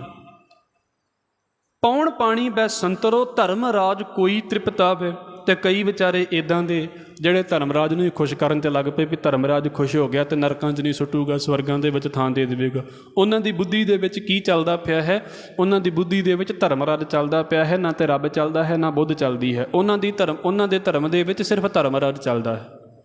ਪੌਣ ਪਾਣੀ ਬੈ ਸੰਤਰੋ, ਧਰਮ ਰਾਜ ਕੋਈ ਤ੍ਰਿਪਤਾਵੇ। ਕੋਈ ਧਰਮਰਾਜ ਨੂੰ ਤ੍ਰਿਪਤਾਉਂਦਾ ਪਿਆ ਹੈ। ਫਿਰ ਕੀ ਹੋ ਗਿਆ? ਫੋਕਟ ਧਰਮੀ ਭਰਮ ਭੁਲਾਵੇ। ਅਸਲ ਦੇ ਵਿੱਚ ਇਹ ਜਿਹੜੇ ਨੇ ਨਾ, ਭਾਈ ਗੁਰਦਾਸ ਸਾਹਿਬ ਕਹਿੰਦੇ ਜਿੰਨੇ ਫੋਕੇ ਧਰਮੀ ਨੇ ਨਾ, ਫੋਕਟ ਮਤਲਬ ਫੋਕੇ, ਬੇਕਾਰ, ਭਰਮ ਭੁਲਾਵੇ, ਇਹ ਭਰਮਾਂ ਦੇ ਵਿੱਚ ਹੀ ਪੈ ਗਏ ਸਾਰੇ। ਕਿਸੇ ਨੇ ਚੰਦਰਮਾ ਨੂੰ ਪੂਜਣਾ ਸ਼ੁਰੂ ਕਰ ਦਿੱਤਾ, ਕਿਸੇ ਨੇ ਸਿਲ ਨੂੰ ਪੂਜਣਾ ਸ਼ੁਰੂ ਕਰ ਦਿੱਤਾ, ਕਿਸੇ ਨੇ ਤੰਤਰਾਂ ਮੰਤਰਾਂ ਦੇ ਵਿੱਚ ਜ਼ੋਰ ਲਾ ਦਿੱਤਾ, ਕਿਸੇ ਨੇ ਧਰਮਰਾਜ ਦੀ ਪੂਜਾ ਕਰਨੀ ਸ਼ੁਰੂ ਕਰ ਦਿੱਤੀ, ਕੋਈ ਚੰਦਰਮਾ ਸੂਰਜ ਨੂੰ ਲੈ ਕੇ ਬੈਠ ਗਿਆ। ਆਪੋ ਧਾਪੀ ਦੇ ਵਿੱਚ ਸਾਰਿਆਂ ਨੇ ਆਪਣੇ ਆਪਣੇ ਧਰਮ ਚਲਾ ਲਏ। ਤੇ ਪਰ ਭਾਈ ਗੁਰਦਾਸ ਸਾਹਿਬ ਕਹਿੰਦੇ ਬੁੱਧ ਦੀ ਸਿੱਖਿਆ ਤੋਂ ਲੱਗਦਾ ਨਹੀਂ, ਬੁੱਧ ਨੇ ਸਿੱਖਿਆ ਦਿੱਤੀ ਪਰ ਲੱਗਦਾ ਨਹੀਂ ਵੀ ਲੋਕਾਂ ਨੇ ਸਿੱਖਿਆ ਗ੍ਰਹਿਣ ਕੀਤੀ। ਲੋਕੀ ਫਿਰ ਉਹਨਾਂ ਚੀਜ਼ਾਂ ਦੇ ਵਿੱਚ ਹੀ ਡਿੱਗ ਪਏ। ਫੋਕਟ ਧਰਮੀ ਭਰਮ ਭੁਲਾਵੇ। ਹੁਣ ਅੱਗੇ ਜਿਹੜੀ ਗੱਲ ਆਉਂਦੀ ਹੈ, ਉਹ ਜਿਹੜੇ ਇਹ ਤਾਂ ਆਮ ਦੁਨੀਆ ਦੀ ਗੱਲ ਹੋ ਗਈ ਨਾ, ਵੀ ਆਮ ਜਿਹੇ ਲੋਕ ਸੀ ਜਿਨ੍ਹਾਂ ਨੂੰ ਸਮਝ ਨਹੀਂ ਸੀ, ਜਿਹੜੇ ਸੰਨਿਆਸੀ ਨੇ ਜਿਨ੍ਹਾਂ ਨੇ ਘਰ-ਬਾਰ ਛੱਡ ਦਿੱਤੇ, ਜਾਂ ਉਹ ਬੰਦੇ ਜਿਹੜੇ ਜੈਨੀਆਂ ਦੇ ਸਾਧੂ ਸੀ ਜਾਂ ਬੋਧੀਆਂ ਦੇ ਸਾਧੂ ਸੀ, ਜਿਨ੍ਹਾਂ ਨੂੰ ਸ਼ਰਾਵਕ ਕਿਹਾ ਜਾਂਦਾ ਹੈ, ਸ਼ਰੇਵੜੇ ਕਿਹਾ ਜਾਂਦਾ ਹੈ, ਉਹਨਾਂ ਦਾ ਹਾਲ ਫਿਰ ਭਾਈ ਗੁਰਦਾਸ ਸਾਹਿਬ ਨੇ ਬੋਲਿਆ ਵੀ ਉਹ ਕੀ ਨੇ। ਭਈ ਗਿਲਾਨੀ ਜਗਤ ਵਿੱਚ ਚਾਰ ਵਰਨ ਆਸ਼ਰਮ ਉਪਾਏ। ਕਹਿੰਦੇ ਨੇ ਵੀ ਸੰਸਾਰ ਦੇ ਵਿੱਚ ਇੱਦਾਂ ਕਹਿ ਲਈਏ ਵੀ ਨੀਵਾਂਪਣ ਹੋਰ ਆਉਂਦਾ ਰਿਹਾ, ਸੰਸਾਰ ਹੋਰ ਥੱਲੇ ਡਿੱਗਦਾ ਪਿਆ। ਚਾਰ ਵਰਨ ਤੇ ਚਾਰ ਆਸ਼ਰਮ ਪੈਦਾ ਹੋ ਗਏ। ਚਾਰ ਵਰਨ ਹੋ ਗਏ ਬ੍ਰਾਹਮਣ, ਖੱਤਰੀ, ਵੈਸ਼ ਤੇ ਸ਼ੂਦਰ। ਇਹ ਚਾਰ ਵਰਨ ਨੇ ਹਿੰਦੂ ਮਤ ਦੇ। ਫਿਰ ਇਹਨਾਂ ਦੇ ਚਾਰ ਆਸ਼ਰਮ ਵੀ ਨੇ। ਆਪ ਜੀ ਸ਼ਾਇਦ ਇਸ ਨੂੰ ਜਾਣਦੇ ਹੋਵੋਗੇ। ਉਹਨਾਂ ਦੇ ਵਿੱਚ ਆਉਂਦਾ ਹੈ ਸਭ ਤੋਂ ਪਹਿਲਾਂ ਜੋ ਆਉਂਦਾ ਹੈ ਬ੍ਰਹਮਚਰਿਆ, ਫਿਰ ਆਉਂਦਾ ਹੈ ਗ੍ਰਹਿਸਥ, ਫਿਰ ਵਾਣਪ੍ਰਸਥ ਤੇ ਫਿਰ ਸੰਨਿਆਸ ਆਉਂਦਾ ਹੈ। ਭਾਈ ਕਾਨ੍ਹ ਸਿੰਘ ਨਾਭਾ ਹੋਣਾ ਨੇ ਤੇ ਇਹਨਾਂ ਨੂੰ 25-25 ਸਾਲ ਦਾ ਬੋਲਿਆ ਹੈ। ਵੈਸੇ ਇਹ ਮੰਨਿਆ ਜਾਂਦਾ ਵੀ ਜਦੋਂ 8 ਸਾਲ ਦੀ ਜਨੇਊ ਪਾਉਣ ਦੀ ਉਹਨਾਂ ਦੀ ਰਸਮ ਹੁੰਦੀ ਹੈ, ਚਾਰ ਆਸ਼ਰਮ, ਜਨੇਊ ਪਾਉਣ ਦੀ ਰਸਮ ਤੋਂ ਬਾਅਦ ਉਹਨੂੰ 25 ਸਾਲ ਤੱਕ ਧਰਮ ਗੁਰੂ ਦੇ ਕੋਲ ਭੇਜ ਦਿੱਤਾ ਜਾਂਦਾ ਹੈ ਪੜ੍ਹਨ ਦੇ ਲਈ, ਕਿ 25 ਸਾਲ ਤੱਕ ਉਹਨੇ ਸਟੱਡੀ ਕਰਨੀ ਹੈ, ਪੜ੍ਹਨਾ ਹੈ। ਉਹਨੂੰ ਕਿਹਾ ਜਾਂਦਾ ਹੈ ਬ੍ਰਹਮਚਰਿਆ। 25 ਤੋਂ ਲੈ ਕੇ ਲਗਭਗ 68 ਸਾਲ ਦੀ ਉਮਰ ਤੱਕ, ਕਈਆਂ ਨੇ 50 ਤੱਕ ਬੋਲਿਆ ਹੈ, ਹਿੱਸੇ 400 ਸਾਲ ਦੀ ਉਮਰ ਨੂੰ 4 ਹਿੱਸਿਆਂ 'ਚ ਉਹਨਾਂ ਨੇ ਵੰਡਿਆ ਹੈ। ਪਰ ਆਪਾਂ ਇਹਨੂੰ ਦੂਸਰਾ ਪਾਸਾ ਵੀ ਰੱਖ ਦੇਵਾਂ ਮੈਂ, ਕਿ ਉਹ ਫਿਰ ਕਹਿੰਦੇ ਨੇ ਕਿ 25 ਤੋਂ 68 ਸਾਲ ਤੱਕ ਬੰਦਾ ਜੋ ਹੈ ਉਹ ਗ੍ਰਹਿਸਥੀ ਹੁੰਦਾ ਹੈ, ਪਰਿਵਾਰ ਦੇ ਵਿੱਚ ਆ ਕੇ ਪਰਿਵਾਰ ਬਣਾਵੇਗਾ, ਆਪਣਾ ਕੰਮ ਕਾਰ ਕਰੇਗਾ। ਜਦੋਂ 68 ਸਾਲ ਦਾ ਹੋ ਗਿਆ ਫਿਰ ਉਹ ਵਾਣਪ੍ਰਸਥ ਦੇ ਉੱਤੇ ਹੈ, ਫਿਰ ਉਹ ਘਰ-ਬਾਰ ਛੱਡ ਤੇ ਦਿੰਦਾ ਹੈ, ਪਰ ਜਗ ਆਦਿਕ, ਅਗਨੀਹੋਤਰੀ, ਇੱਦਾਂ ਦੇ ਕਰਮ ਉਹ ਕਰਦਾ ਰਹਿੰਦਾ ਹੈ। ਇਹਦੇ ਲਈ ਲਗਭਗ ਉਹਨਾਂ ਨੇ 10 ਕੁ ਸਾਲ ਦੀ ਉਮਰ ਰੱਖੀ ਹੈ ਵੀ ਵਾਹਿਗੁਰੂ 58 ਤੋਂ 68 ਸਾਲ ਦੀ ਉਮਰ, 25 ਤੋਂ 58 ਤੱਕ 58 ਤੱਕ ਉਹ ਕਹਿੰਦੇ ਨੇ ਵੀ ਗ੍ਰਹਿਸਥ ਹੈ, ਤੇ 58 ਤੋਂ 68 10 ਕੁ ਸਾਲ ਜਿਹੜਾ ਹੈ ਵਾਣਪ੍ਰਸਥ ਹੈ। 68 ਤੋਂ ਬਾਅਦ ਜਿੰਨੀ ਉਮਰ ਹੈ ਉਹ ਸੰਨਿਆਸ ਨੂੰ ਰੱਖਦੇ ਨੇ। ਵਾਣਪ੍ਰਸਥ ਇੱਦਾਂ ਕਹਿ ਲਈਏ ਵੀ ਗ੍ਰਹਿਸਥ ਤੇ ਸੰਨਿਆਸ ਦੇ ਵਿਚਲਾ ਇੱਕ ਸਟੈਪ ਹੈ ਜਿਹਦੇ ਵਿੱਚ ਸਿੱਖਿਆ ਜਾਂਦਾ ਹੈ ਵੀ ਜੇ ਸੰਨਿਆਸ ਲਵਾਂਗੇ ਤਾਂ ਸੰਨਿਆਸ ਨੂੰ ਆਪਾਂ ਫੋਲੋ ਕਿੱਦਾਂ ਕਰਨਾ ਹੈ, ਚੱਲਣਾ ਕਿੱਦਾਂ ਹੈ ਸੰਨਿਆਸ ਦੇ ਉੱਤੇ। ਡਾਇਰੈਕਟ ਸੰਨਿਆਸ ਨਹੀਂ ਹੈ। ਜਦੋਂ ਸੰਨਿਆਸੀ ਹੋ ਗਏ ਫਿਰ ਸਾਰਾ ਕੁਝ ਛੱਡ ਦੇਣਾ ਤੇ ਸਿਰਫ ਭਿੱਖਿਆ ਦੇ ਉੱਤੇ, ਮੰਗਣ ਦੇ ਉੱਤੇ ਆਪਣਾ ਗੁਜ਼ਾਰਾ ਕਰਨਾ, ਵੀ ਲੋਕਾਂ ਕੋਲੋਂ 4 ਮੰਗ ਕੇ ਚੀਜ਼ਾਂ ਖਾਣੀਆਂ। ਇਹ 4 ਆਸ਼ਰਮ ਨੇ, 4 ਵਰਨ, ਬ੍ਰਾਹਮਣ, ਖੱਤਰੀ, ਵੈਸ਼ ਤੇ ਸ਼ੂਦਰ, 4 ਆਸ਼ਰਮ ਹੋ ਗਏ ਜਿਹਨੂੰ ਅਸੀਂ ਪੜ੍ਹਿਆ ਹੈ ਬ੍ਰਹਮਚਰਯ, ਗ੍ਰਹਿਸਥ, ਵਾਣਪ੍ਰਸਥ ਤੇ ਸੰਨਿਆਸ। ਇਹ ਜਿਹੜੇ 4 ਆਸ਼ਰਮ ਨੇ, ਭਾਈ ਗੁਰਦਾਸ ਸਾਹਿਬ ਉਹਨਾਂ ਦੀ ਗੱਲ ਕਰਦੇ ਵੀ ਸੰਸਾਰ ਦੇ ਵਿੱਚ ਨੀਵਾਂਪਨ ਤੇ ਆ 4 ਵਰਨ ਤੇ 4 ਆਸ਼ਰਮ ਦੀ ਗੱਲ ਆ ਗਈ। 10 ਨਾਮ ਸੰਨਿਆਸੀਆਂ, ਸੰਨਿਆਸੀ ਜਿਹੜੇ ਨੇ ਉਹਨਾਂ ਦੇ ਅੱਗੇ 10 ਫਿਰਕੇ ਹੋ ਗਏ। ਸੰਨਿਆਸੀਆਂ ਦੀ ਵੀ ਅੱਗੋਂ ਕਲਾਸਾਂ ਚੱਲ ਪੈਂਦੀਆਂ ਨੇ, ਮਤਲਬ ਜਿਨ੍ਹਾਂ ਦੇ ਵਿੱਚੋਂ ਆਰਣੇ ਦੀ ਗੱਲ ਆਉਂਦੀ ਹੈ, ਆਸ਼ਰਮ ਦੀ ਗੱਲ ਆਉਂਦੀ ਹੈ, ਗਿਰੀ ਸੰਨਿਆਸੀ ਆਉਂਦੇ ਨੇ। ਤੁਸੀਂ ਸੰਨਿਆਸੀਆਂ ਦੇ ਨਾਮ ਪੜ੍ਹੋਗੇ ਉਹਨਾਂ ਦੇ ਵਿੱਚ ਸਰਸਵਤੀ ਸਵਾਮੀਆਂ ਦੀ, ਇਹਨਾਂ ਦੀ ਗੱਲ ਆ ਜਾਂਦੀ ਹੈ ਸਾਰਿਆਂ ਦੀ। 10 ਨਾਮ ਸੰਨਿਆਸੀਆਂ। ਜੋਗੀ 12 ਪੰਥ ਚਲਾਏ। ਗੋਰਖਨਾਥ ਵਰਗੇ ਜਿਹੜੇ ਨਾਥ ਪੰਥ ਦੇ ਅਨੁਯਾਈ ਨੇ, ਜਿਹੜੇ ਨਾਥ ਪੰਥ ਨੂੰ ਫੋਲੋ ਕਰਦੇ ਨੇ ਤੇ ਨਾਥ ਪੰਥ ਨੂੰ ਅੱਗੇ ਲੈ ਕੇ ਜਾਣ ਵਾਲੇ ਨੇ, ਇਹਨਾਂ ਦੇ 12 ਫਿਰਕੇ ਹੋ ਗਏ ਅੱਗੇ। ਗੁਰਬਾਣੀ ਦੇ ਵਿੱਚ ਆ ਜਾਂਦਾ ਹੈ ਕਿ ਅਸਲ 12 ਮਹਿ ਰਾਵਲ ਖੱਪ ਜਾਵੇਂ, 64 ਮੈਂ ਸੰਨਿਆਸੀ 6 4। ਸੰਨਿਆਸੀਆਂ ਦੇ 10 ਫਿਰਕੇ ਤੇ 12 ਜਿਹੜੇ ਨੇ ਉਹ ਨਾਥਾਂ ਦੇ ਫਿਰਕੇ ਹੋ ਗਏ। ਜੋਗੀ 12 ਪੰਥ ਚਲਾਏ, 12 ਰਸਤੇ ਚਲਾ ਲਏ ਜੋਗੀਆਂ ਨੇ ਆਪਣੇ ਨਾਥ ਮਤ ਦੇ। ਉਹਨਾਂ ਦੇ ਵਿੱਚੋਂ ਜਿਹੜੇ ਜਿਨ੍ਹਾਂ ਦਾ ਜ਼ਿਕਰ ਗੁਰਬਾਣੀ ਦੇ ਵਿੱਚ ਆਉਂਦਾ ਹੈ, ਆਈ ਪੰਥ ਦਾ ਜ਼ਿਕਰ ਆਉਂਦਾ ਹੈ, ਰਾਵਲ ਦਾ ਜ਼ਿਕਰ ਆਉਂਦਾ ਹੈ, ਫਿਰ ਇਹਦੇ ਤੋਂ ਇਲਾਵਾ ਵੈਰਾਗੀ ਦਾ ਜ਼ਿਕਰ ਆਉਂਦਾ ਹੈ, ਫਿਰ ਇਸ ਤੋਂ ਇਲਾਵਾ ਹੋਰ ਵੀ ਜਿਹੜੇ ਨੇ ਉਹ 12 ਪੰਥ ਨੇ ਜਿਨ੍ਹਾਂ ਦਾ ਨਾਮ ਜਿਹੜਾ ਹੈ ਉਹ ਦਿੱਤਾ ਹੋਇਆ ਹੈ। ਜੋਗੀ 12 ਪੰਥ ਚਲਾਏ, ਸਤਨਾਥ, ਰਾਮਨਾਥ, ਪਾਕਲ ਪੰਥ, ਪਾਵ ਪੰਥ, ਇਹ ਜਿਹੜੇ ਨੇ ਇਹ ਸਾਰੇ ਉਹਦੇ ਵਿੱਚ ਆ ਜਾਂਦੇ ਨੇ। ਇਹਨਾਂ ਦੀਆਂ ਗਿਣਤੀਆਂ 12 ਨੇ। ਸੰਨਿਆਸੀ ਤੇ ਜੋਗੀ ਹੋਰ ਨੇ। ਸੰਨਿਆਸੀ ਛੱਡ ਦੇਣ ਵਾਲੇ, ਜੋਗੀ ਦਾ ਮਤਲਬ ਇੱਦਾਂ ਕਹਿ ਲਈਏ ਵੀ ਨਾਥ ਮਤ ਦੇ ਚੇਲੇ ਜਿਹੜੇ, ਇਹਨਾਂ ਨੇ 12 ਆਪਣੇ ਰਸਤੇ ਬਣਾ ਲਏ। ਮਹਾਰਾਜ ਜੀ ਦੀ ਜੋਗੀਆਂ ਦੇ ਨਾਲ ਬੜੀ ਮੁਲਾਕਾਤ ਹੁੰਦੀ ਹੈ। ਜੰਗਮ ਅਤੇ ਸਰੇਵੜੇ ਦਗੇ ਦਿਗੰਬਰ ਵਾਦ ਕਰਾਏ। ਫਿਰ ਇਹਨਾਂ ਤੋਂ ਇਲਾਵਾ ਜੰਗਮ ਤੇ ਸਰੇਵੜੇ। ਜੰਗਮ ਤੁਸੀਂ ਵੇਖੇ ਹੋਣਗੇ ਇੱਥੇ ਵੀ ਨਾ, ਉਹ ਜਿਹੜੇ ਇਹ ਸ਼ਿਵ ਦੇ ਚੇਲੇ ਹੁੰਦੇ ਨੇ, ਉਹ ਸਿਰ ਦੇ ਉੱਤੇ ਉਹਨਾਂ ਨੇ ਇੱਕ ਖਾਸ ਕਿਸਮ ਦੀਆਂ ਰੱਸੀਆਂ ਬੰਨੀਆਂ ਹੁੰਦੀਆਂ ਨੇ ਦਸਤਾਰ ਦੇ ਉੱਤੇ, ਤੇ ਫਿਰ ਇੱਕ ਮੋਰ ਦੇ ਖੰਭ ਉਹਨਾਂ ਦੇ ਸਿਰ ਤੋਂ ਆਲੇ ਦੁਆਲੇ ਉਹ ਬਾਹਰ ਨਿਕਲੇ ਹੁੰਦੇ ਨੇ ਔਰ ਗੀਤ ਗਾ ਗਾ ਕੇ ਮੰਗਦੇ ਨੇ। ਜੰਗਮ ਜਿਨ੍ਹਾਂ ਨੂੰ ਕਿਹਾ ਜਾਂਦਾ। ਵੈਸੇ ਇਹਦਾ ਮਤਲਬ ਹੁੰਦਾ ਹੈ ਜਿਹੜੇ ਇੱਕ ਥਾਂ ਦੇ ਉੱਤੇ ਟਿਕਦੇ ਨਹੀਂ ਨੇ, ਲਗਾਤਾਰ ਤੁਰਦੇ ਰਹਿੰਦੇ ਨੇ। ਤੁਸੀਂ ਕਿਤੇ ਵੇਖਿਓ ਇੱਥੇ ਵੀ ਆਉਂਦੇ ਹੁੰਦੇ ਨੇ, ਹਫ਼ਤੇ 'ਚ ਇੱਕ ਅੱਧੀ ਵਾਰ ਉਹ ਮੰਗਣ ਆਉਂਦੇ ਨੇ, ਉਹ ਗੀਤ ਗਾ ਗਾ ਕੇ ਨਿਕਲੀ ਜਾਂਦੇ ਨੇ ਅੱਗੇ। ਕਿਸੇ ਨੇ ਕੁਝ ਦੇਣਾ ਹੋਵੇ ਤੇ ਉਹਨਾਂ ਨੂੰ ਕੁਝ ਖੈਰ ਪਾ ਦਿੰਦਾ ਹੈ, ਨਹੀਂ ਤੇ ਉਹ ਤੁਰਦੇ ਰਹਿੰਦੇ ਨੇ। ਉਹਨਾਂ ਨੂੰ ਕਿਹਾ ਜਾਂਦਾ ਹੈ ਜੰਗਮ। ਸ਼ੈਵ ਮਤ ਦੇ ਜਿਹੜੇ ਨੇ ਅਨੁਯਾਈ ਨੇ, ਸ਼ੈਵ ਮਤ ਦਾ ਫਿਰਕਾ ਹੈ ਇੱਕ। ਸਰੇਵੜੇ, ਇਹ ਸ਼ਬਦ ਵੈਸੇ ਬਣਿਆ ਹੈ ਸ਼ਰਾਵਕ ਤੋਂ। ਸ਼ਰਾਵਕ ਦਾ ਮਤਲਬ ਹੁੰਦਾ ਹੈ ਸੁਣਨ ਵਾਲਾ। ਸ਼ਰਾਵਕ ਸੁਣਨ ਵਾਲਾ। ਬੋਧੀਆਂ ਦੇ ਜਿਹੜੇ ਚੇਲੇ ਹੁੰਦੇ ਨੇ, ਬੁੱਧ ਦੇ ਜਿਹੜੇ ਵਾਹਿਗੁਰੂ ਸਾਧੂ ਹੁੰਦੇ ਨੇ ਬੁੱਧ ਧਰਮ ਦੇ ਵਿੱਚ, ਉਹਨਾਂ ਨੂੰ ਸ਼ਰਾਵਕ ਕਿਹਾ ਜਾਂਦਾ ਹੈ। ਜੈਨੀ ਜਿਹੜੇ ਹੁੰਦੇ ਨੇ ਉਹਨਾਂ ਦੇ ਲਈ ਇਹ ਸ਼ਬਦ ਇੱਥੇ ਵਰਤਿਆ ਹੈ, ਸਰੇਵੜਾ ਸ਼ਬਦ। ਸਾਖੀਆਂ ਦਾ ਇੱਕ ਹਵਾਲਾ ਹੈ ਵੀ ਗੁਰੂ ਨਾਨਕ ਸਾਹਿਬ ਮਹਾਰਾਜ ਜੀ ਦੀ ਮੁਲਾਕਾਤ ਇੱਕ ਸਰੇਵੜੇ ਦੇ ਨਾਲ ਹੋਈ ਸੀ, ਜਿਹਨੂੰ ਅਨਭੀ ਸਰੇਵੜਾ ਕਿਹਾ ਜਾਂਦਾ ਹੈ। ਸ਼ਬਦ ਉੱਥੇ ਫਿਰ ਆਉਂਦਾ ਹੈ, ਸਿਰ ਖੋਹਾਏ ਪੀਐ ਮਲਵਾਣੀ, ਝੂਠਾ ਮੰਗ ਮੰਗ ਖਾਹੀ। ਉਹ ਫਿਰ ਉਹਨਾਂ ਦੇ ਆਪਣੇ ਆਪਣੇ ਤਰੀਕੇ ਨੇ ਵੀ ਉਹਨਾਂ ਦੇ ਵਿੱਚ ਮੰਨਿਆ ਜਾਂਦਾ ਜਿੱਦਣ ਉਹਨਾਂ ਨੇ ਉਹ ਭਿੱਖਿਆ ਲੈਣੀ ਹੋਵੇ, ਦੀਕਸ਼ਾ ਲੈਣੀ ਹੋਵੇ ਨਾ, ਤੇ ਉਹ ਸਿਰ ਦਾ ਜਿਹੜਾ ਕੱਲਾ ਕੱਲਾ ਵਾਲ ਹੈ ਉਹਨੂੰ ਖਿੱਚਦੇ ਨੇ। ਸਿਰ ਖੋਹਾਏ ਕੱਲਾ ਕੱਲਾ ਵਾਲ ਖਿੱਚਦੇ ਨੇ। ਪੀਐ ਮਲਵਾਣੀ, ਉਹ ਮੈਲਾ ਜਿਹੜਾ ਹੈ ਨਾ ਉਹ ਇੱਦਾਂ ਵੀ ਪੀ ਲੈਂਦੇ ਨੇ, ਭਾਵ ਕਿ ਕਈ ਤਾਂ ਇੱਦਾਂ ਦਾ ਵੀ ਖਿਆਲ ਹੈ ਵੀ ਪਾਣੀ ਪੁਣ ਪੁਣ ਕੇ ਪੀਣ ਵਾਲੀ ਬਿਰਤੀ, ਇੱਦਾਂ ਦੇ ਮਤਲਬ ਇੱਕ ਨੂੰ ਮਲੀਨਤਾ ਵਾਲੇ ਪਾਸੇ ਦੀ ਜਿਹੜੀ ਗੱਲ ਲੈ ਕੇ ਚੱਲਦੇ ਨੇ। ਇਹ ਦੋਵੇਂ ਪਾਸਿਆਂ ਦੀ ਗੱਲ ਉੱਥੇ ਮਹਾਰਾਜ ਨੇ ਬੋਲੀ ਹੈ। ਸਰੇਵੜੇ ਉਹ ਜਿਹੜੇ ਜੈਨ ਮਤ ਦੇ ਨਾਲ ਸੰਬੰਧਿਤ ਨੇ। ਦਗੇ ਦਿਗੰਬਰਵਾਦ ਕਰਾਏ। ਦਿਗੰਬਰ ਸ਼ਬਦ ਵੀ ਜਿਹੜਾ ਹੈ ਨਾ ਉਹ ਜੈਨ ਮਤ ਦੇ ਨਾਲ ਸੰਬੰਧ ਰੱਖਦਾ ਹੈ। ਜੈਨ ਮਤ ਦੇ ਵਿੱਚ 2 ਮੁੱਖ ਤੌਰ ਦੇ ਉੱਤੇ ਫਿਰਕੇ ਨੇ, ਜਿਨ੍ਹਾਂ ਦੇ ਵਿੱਚੋਂ ਇੱਕ ਫਿਰਕਾ ਹੈ ਸ਼ਵੇਤਾਂਬਰ ਤੇ ਇੱਕ ਹੈ ਦਿਗੰਬਰ। ਸ਼ਵੇਤ ਦਾ ਮਤਲਬ ਹੁੰਦਾ ਹੈ ਚਿੱਟਾ। ਜਿਹੜੇ ਚਿੱਟੇ ਰੰਗ ਦੇ ਵਸਤਰ ਧਾਰਨ ਕਰਦੇ ਨੇ ਉਹਨਾਂ ਨੂੰ ਕਿਹਾ ਜਾਂਦਾ ਹੈ ਸ਼ਵੇਤਾਂਬਰ। ਅੰਬਰ ਦਾ ਮਤਲਬ ਹੁੰਦਾ ਹੈ ਕੱਪੜਾ। ਦਿਗੰਬਰ ਦਾ ਮਤਲਬ ਹੁੰਦਾ ਹੈ ਦਿਸ਼ਾਵਾਂ ਹੀ ਨੇ ਜਿਹਦੇ ਕੱਪੜੇ, ਮਤਲਬ ਉਹ ਵਸਤਰ ਧਾਰਨ ਨਹੀਂ ਕਰਦੇ। ਉਹ ਅਸੀਂ ਅਜੇ ਵੀ ਤੁਸੀਂ ਹਿੰਦੁਸਤਾਨ ਦੇ ਵਿੱਚ ਕਈ ਸਾਧੂ ਵੇਖੋਗੇ ਉਹ ਵਸਤਰ ਧਾਰਨ ਨਹੀਂ ਕਰਦੇ। ਔਰ ਸ਼ਾਇਦ ਆਪ ਜੀ ਜਾਣਦੇ ਹੋਵੋਗੇ ਉਹਨਾਂ ਦੀਆਂ ਜਿਹੜੀਆਂ ਵੀਡੀਓਜ਼ ਨੇ ਜਿਨ੍ਹਾਂ ਦੇ ਉੱਤੇ ਉਹ ਪ੍ਰਚਾਰ ਕਰਦੇ ਨੇ ਉਹ ਉੱਥੇ ਵੀ ਵਸਤਰਾਂ ਤੋਂ ਬਿਨਾਂ ਹੀ ਬੈਠੇ ਹੁੰਦੇ ਨੇ, ਕਿਉਂਕਿ ਉਹਨਾਂ ਦਾ ਫਿਰਕਾ ਇੱਦਾਂ ਕਹਿੰਦਾ ਹੈ ਉਹਨਾਂ ਨੂੰ। ਉਹ ਇੱਕ ਬੜਾ ਪਾਸਾ ਹੈ।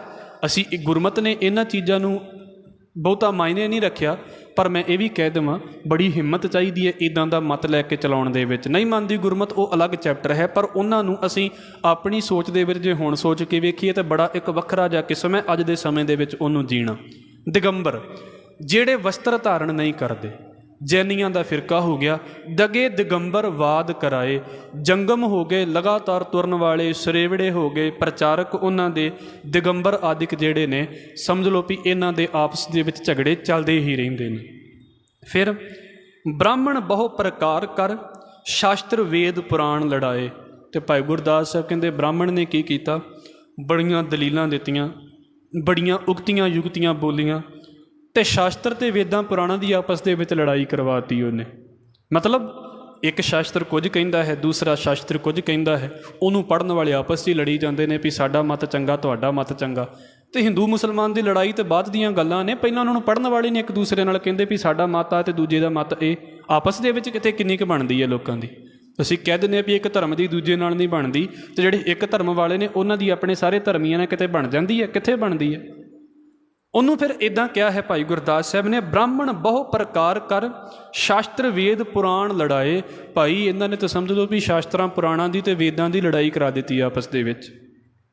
ਖਟ ਦਰਸ਼ਨ ਬਹੁ ਵੈਰ ਕਰ, ਖਟ ਦਰਸ਼ਨ ਦਾ ਮਤਲਬ ਛੇ ਸ਼ਾਸਤਰ, ਬਹੁ ਵੈਰ ਕਰ ਦਰਸ਼ਨ ਦਾ ਮਤਲਬ ਹੁੰਦਾ ਹੈ ਫਿਲੋਸਫੀ। ਛੇ ਫਿਲੋਸਫੀ ਜਿਹੜੀਆਂ ਨੇ, ਖਟ ਦਰਸ਼ਨ ਬਹੁ ਵੈਰ ਕਰ, ਨਾਲ 36 ਪਖੰਡ ਰਲਾਏ। ਇੱਕ ਤਾਂ ਛਿਆਂ ਸ਼ਾਸਤਰਾਂ ਦੀ ਆਪਸੀ ਵਿਚਾਰ ਨਹੀਂ ਰਲੀ, ਜੇ ਰਲਦੀ ਵੀ ਹੈ ਤਾਂ ਉਹਦੇ ਵਿੱਚੋਂ ਕਿਤੇ ਕੁਝ ਫਰਕ ਆ ਜਾਂਦਾ ਹੈ, ਅਤੇ ਨਾਲ ਹੋਰ ਪਖੰਡ ਰਲ ਗਏ। 36 ਪਖੰਡ ਦਾ ਮਤਲਬ ਹੋ ਗਿਆ ਵੀ ਹੋਰ ਕਈ ਪਖੰਡ, ਸਿਰਫ 36 ਹੀ ਨਹੀਂ, 36 ਦੀ ਗੱਲ ਹੈ, ਸਿਰਫ 36 ਹੀ ਨਹੀਂ ਹੋਰ ਵੀ ਕਿੰਨੇ ਰਲ ਗਏ। ਤੰਤ ਮੰਤ ਰਾਸਾਇਣਾ, ਕਰਾਮਾਤ ਕਾਲਖ ਲਪਟਾਏ। ਫਿਰ ਤੰਤਰ ਮੰਤਰ ਦੀ ਗੱਲ ਆ ਗਈ, ਅਤੇ ਲੋਕ ਜਾਦੂ ਟੂਣਿਆਂ ਦੇ ਵਿੱਚ ਵਿਸ਼ਵਾਸ ਰੱਖਣ ਵਾਲੇ। ਰਸਾਇਣ ਦਾ ਮਤਲਬ ਇੱਦਾਂ ਹੋ ਗਿਆ ਵੀ ਖਾਸ ਪਦਾਰਥਾਂ ਦੇ ਨਾਲ ਮੰਨਿਆ ਜਾਣਾ ਵੀ ਉਹ ਬੰਦਾ ਆਪਣੇ ਵੱਸ ਦੇ ਵਿੱਚ ਕੁਝ ਕਰ ਸਕਦਾ ਹੈ। ਕਰਾਮਾਤ ਆਪਣੇ ਹੱਥ ਦੇ ਵਿੱਚ ਤਾਕਤਾਂ ਰੱਖਣੀਆਂ। ਕਾਲਖ ਲਪਟਾਏ, ਇਹੋ ਜਿਹੀਆਂ ਕਾਲਖਾਂ ਦੇ ਵਿੱਚ ਲਿਪਟ ਗਏ ਬੰਦੇ, ਬਸ ਵੀ ਇਸੇ ਚੀਜ਼ ਦੇ ਵਿੱਚ ਚੰਬੜ ਗਏ ਵੀ ਕਰਾਮਾਤ ਬੜੀ ਵੱਡੀ ਹੈ, ਤੰਤਰ ਮੰਤਰ ਬੜੀ ਵੱਡੀ ਚੀਜ਼ ਹੈ। ਭਾਈ ਗੁਰਦਾਸ ਸਾਹਿਬ ਕਹਿੰਦੇ ਨੇ, ਇਕਸ ਤੇ ਬਹੁ ਰੂਪ ਕਰ। ਫਿਰ ਇੱਕ ਬੰਦੇ ਨੇ ਕਈ ਰੂਪ ਧਾਰਨ ਕੀਤੇ। ਉਹ ਕਿੱਦਾਂ? ਐਕਟਿੰਗ ਵਾਲਿਆਂ ਦੀ ਗੱਲ ਆ ਗਈ।